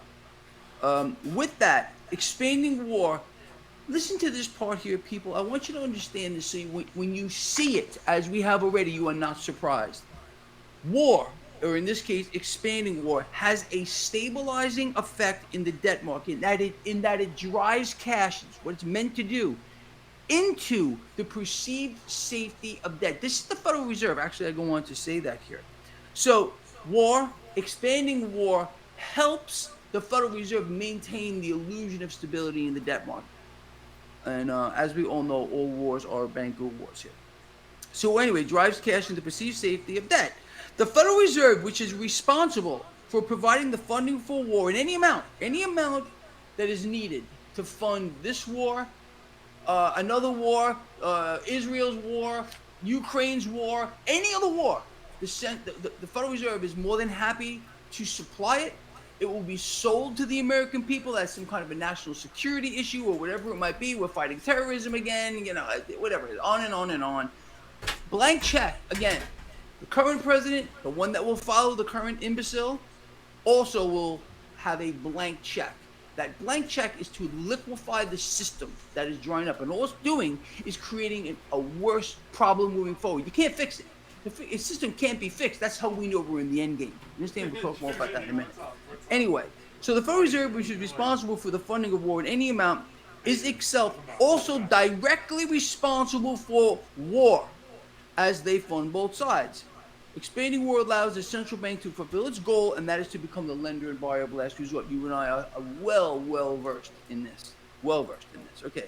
The Federal Reserve should also be expected to listen to this part here. Okay. How was your dinner? It's Hope it was important. good. The Federal Reserve should also be expected to push stock prices higher moving into the end of the year, and you know this. We already covered it. As year-end stock prices, how the upper management of the major corporations get their multi-million-dollar year-end bonuses, which are solely based on year-end stock price. So it's always the same. They prop it up. Okay, Santa Claus rally thing. All right. So anyway, today the Federal Reserve has the consumer by the throat. You all know that. I think it's hard to argue that that's not the case. It will continue to perpetuate the lie that is fighting inflation. It's temporary and it's transitory. And that narrative is going to be, again, forced on you, more so, I believe, moving forward by the mainstream propaganda ministry. It's going to tell you, again, we're not going into recession because GDP keeps going up. But they're not going to tell you that GDP is going up because we're funding wars all over the place. And we're filling up debts and deficits in the middle. Larry, thank you. Anyway, yes, we'll answer your questions in just a little bit, people. Bear with me. The Federal Reserve has already caused the consumer to take on dramatic increases in debt. You saw the chart I showed you recently. It's gone parabolic, okay? And this is no accident. The Federal Reserve itself continues to inflate via this mechanism. The Federal Reserve has effectively cut off credit to U.S. small businesses, which are now shuttering at their fastest pace on record. More so than the scam-demic, more so than the financial crisis. Small businesses are being erased to fulfill the corporate agenda. And this is deliberate as so to fulfill the corporate agenda. No competition. Let us move forward. We're almost done. From an economic standpoint, every single, and you know this already, but I'm going to tell you again, every single leading economic indicator, bar none, is pointing towards a worsening situation. But again, they're going to try. The mainstream media is going to try to convince you that everything you're seeing, feeling, smelling, tasting is not true. It's their MO. It's what I was about to sign off, but I'll stay here for another minute or two. Chat with you. And what this really means is more war. Expect that U.S. GDP, despite a much worsening economy, will How are you? How was your stream? rapidly as government spending vastly increases. Funding for wars provided by the Federal Reserve will partially I'm probably going to sign off. Like, of a strong economy. And oh, LMAO. the mainstream media You with us now? increasing GDP as propaganda. Are we on the same page? I think we are. Stop because I wanted food. That's all good. No worries. Alright, we're done though. No, it's all good. It's all good. I might stream tonight, maybe not. Make no mistake about it. That's the root cause of the problem. The system is drying up. It's illiquid. It's unstable. And it's only going to get worse from here no matter what they do. No matter how much they expand water, how much cash they pull into the now. It only creates a greater need. Do you understand? You can't As we do see you tonight too. Aw, thanks if I'm right. Aw, thanks, Journey. If I'm on. That's cool. That's cool of you. We'll do the post-workout flex as we do every stream. Not to be a vain guy. Push stocks higher until it doesn't. The result, the last sentence or two. The result will be a system which will eventually lock up. You all know that. We're leading up to a credit freeze. This liquidity crisis that we're in, it can't be sidestepped. Oh, thank you, Journey. It's impossible to do. You're the best, Journey. Thank you. Dead smack into a lock. Depends on my on indeed. Yeah, really well said. Well said. No cash, no access to cash. But how are you? Credit, nothing, just done. I realized I was built like that. Aw, thanks. That's nice. Aw, you warm my heart. Let's flex again. Let's do it. Problem. Why? Capital injection. Why Ben Bernanke then, freak that he was and is, went to Congress and said we need X amount of $1 billion and we need it now. If we don't get it to pump into the system, we won't have an economy the next day. That's what he said. And that's what he realized the system was locking up. You need a day to realize this. Oh my goodness. They had to immediately re-liquefy the system. Understand? And we're going to face this again. For sure. Do a workout stream together. That'd be insane. That's crazy. To witness in real life. Hey, awesome. Oh, crazy. Oh, thank you. Thank you, Dream. Thank you. I appreciate it. I really do. So go check that out. All right. And share it. Share that stuff. Anyway, well, all right. You know what I'm gonna do? I have some other stuff I want to talk about, but we'll just do that tomorrow. So Oh, thanks, Journey. You're so nice. You're very sweet. Questions again. Some people get a little uppity. I've been working. I'm trying to work on my apps too. I'll try to show the progress. I'll show the progress. Why not? Try to get some. Yes, Wolfstein. It is a freak show on an unbelievable scale. Lord humongous. 5 precious meals with credit cards. You know, look, people are doing it, and people are what they're doing is because this is unsecured debt. People are doing this. They're taking their credit cards, and I'm not saying to do this. I am not saying to do this. Okay, so just remember that. But Nice. what people are doing, Thank you, Journey. is You're so they're sweet. taking out a line of credit, unsecured, like a credit card. They're buying gold and you're so silver, sweet. whatever. Then they're not. You're the best, Journey. Honestly, you really are. They're defaulting on that. So Aw. of course, you know what they're doing. That's awesome. If I say this, I'm going to get in a lot of trouble. It's kind of a smart move because again, when you have unsecured debt, these creditors, they have. Thanks, Journey. You were the best. That's awesome that you're streaming with a camera now. That's amazing. Card, of course, it's going to hit your credit future. Congratulations on that. You can also renegotiate your debt. I'm not saying to do this, people. I'm saying people are doing it. So, yes, it does destroy your credit. You can rebuild your credit. It's a snap to do. I have a whole. It's out of your comfort zone. People how to rebuild their credit after. You know, look, what people are doing right now. You and me making big progress. Yeah. Oh yeah, streaming. Yeah, with the video. Oh, totally. I bet. I imagine. Yeah. I mean, I'm proud of you. That's great. The system that's been forced upon them. Yeah, for sure. You really got to put yourself out there, and then you learn. You're embarrassed to listen to yourself and me. Like I mumble a little bit. I'm trying not to. I have my face half paralyzed. But, yeah, sorry. And now we're seeing the effect of that, showing that. It was just fine. Yeah. And this is another reason why I'm telling you banks are in trouble. They can expect much more defaults moving forward. But you have to understand something. Yeah, Jenny, we got to do an in-person workout, Let's play a little game. and we'll stream it together. That'd be amazing. Somebody with That'd be truly amazing. 50 credit score versus someone with a Life is life. 550. Both It is. apply for credit. Take one more down. The guy with the 850 here, he gets a really smoked. Are you still doing the delivery? Are you still delivering? I know you're in a dilemma. You're in the gym as jokes. I bet. I bet. I gotta see. Ice hockey field, isn't it? Yeah. Nice. Yeah, I'm playing a lot of hockey, I think. You got fired? No way. I remember it was in the air or some bullshit. Like, what do you mean? What are you talking about? You got fired? Can you if they have Uber, I think you not get fired. That's absurd. If you can do Uber on an app, you're your own boss pretty much.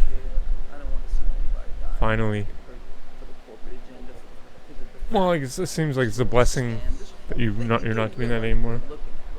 This entire That's what it sounds like. whole thing is a false flag. From stem to stern, it's a false flag event to pull cash into the now, as you and I have predicted would happen. Right on how freaking long. Cool, just be safe. This is a false Only flag. do it if you want to do it. And the more Will be a action nurse? like this, the more Nice. death, it's a false flag. Yeah, I mean, like the Uber thing, you know, it's a temporary thing, right? I'm not saying, I mean, there are people that do it full time, but, I mean,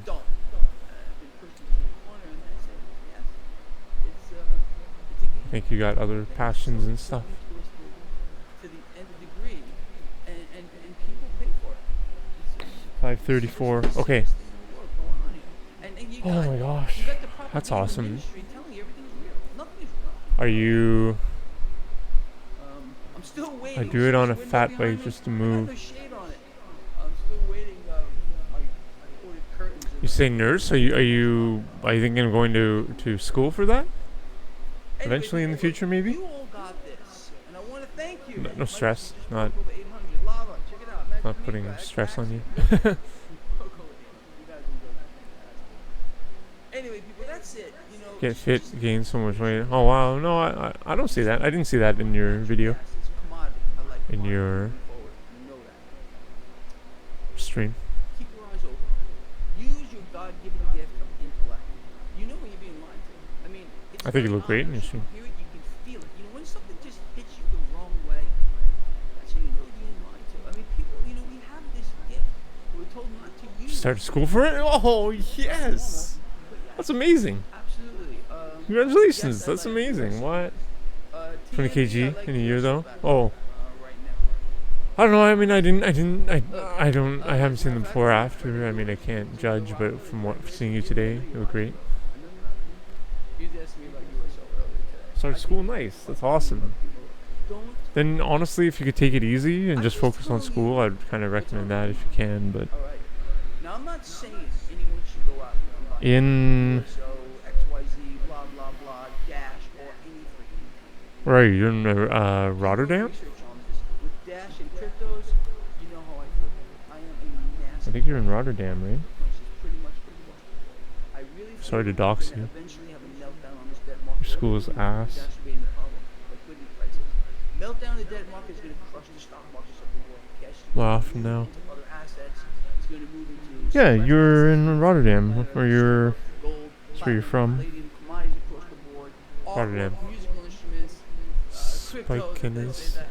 Spikiness, nice. Cool. I'm googling it. That's awesome. That's ass. That sounds amazing. Sounds like a top of the line school. Yeah, I know. It's getting dark and freaky in here. Ah, I see. Not free. Hmm. Look, I'm going to end this video. It's getting Cool. It's like a university town. Thank all of you for being here. Thank you for your support. Thank you for your friendship, your love, everything. You know, we got each other's backs as always. I'm never let you down. That's dope. We're gonna let each other Oh, down. Zadkeen Sportline. Zadkeen Sportline. It looks like you're gonna hit 1,000 thumbs up. I just can tell. And I'm so happy to see over 2,000 out there for the live stream. I want this to get bigger. And I want. I'm gonna try to answer more of your questions. Zadkeen College, Zadkeen Business College, University, School. Zadkeen College, Business College. Gotta get the message out there, and that's where you come in. Share the video. Comment. Your comments are important. And those Zadkeen, okay. important. It's the algorithms pick it up. Hey, people like Cool. it. Nice. Congratulations. That's amazing. With all I got. Nurses, yeah, nursing is a great profession. I'll see all of you in the That's a morning. really great We'll cover this profession. again. I do want to hear from you again. And you are a very sweet person. It's right on one of the canals or whatever. About the fact that it looks like you're getting That's cool. they can't get their act together. And That's you know nice. why? Because they can't tell you the truth. Because we can't have a budget. We have to spend. Oh, it's very spend, pretty. And spend into oblivion. But they don't find a way to do it. Congratulations. It's massive. I hope that one day. maybe That's awesome, Journey. a politician that will tell you the truth. They will. Congratulations for that. Any politician is going to tell you they're going to lie to you. They're going to distract you. They're going to sound great. Scared, but life can be lived in a comfort zone. Yeah, true. Wow, that's a quote. I'm gonna add that as a quote. Can't tell you the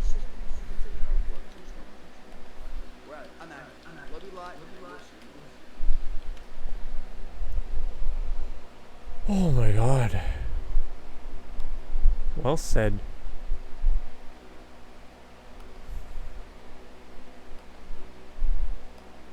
Okay, I think I do have to go though, Journey. Anything else you'd like to say? I'm so honored you're here. That's you right now. Yeah.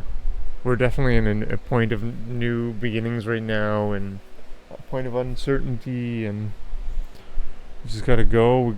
We gotta remember that in the future we'll look back on this time now and like laugh because of the uncertainty, you know.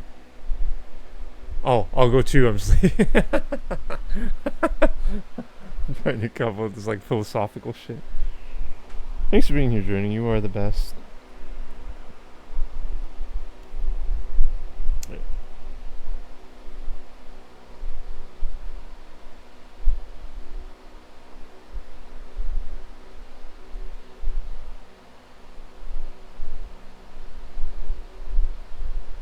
I don't think I'm gonna raid anybody, to be honest.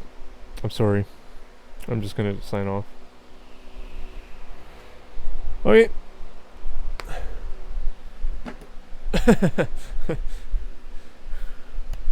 Thanks, Jerry. Thanks for being here. And Lurkers, Moonraker, Baron, Toad, everybody. Burrito, Bowser, Big Burrito Boy, Christian, Big Beefy Burrito, Bowser. Okay, I have to see this person's name now. Bowser Big Beef Burrito, I think. Great name.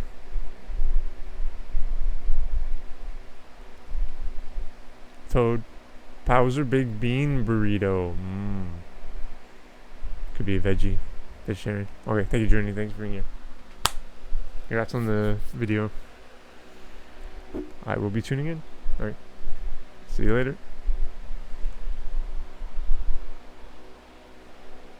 Bye.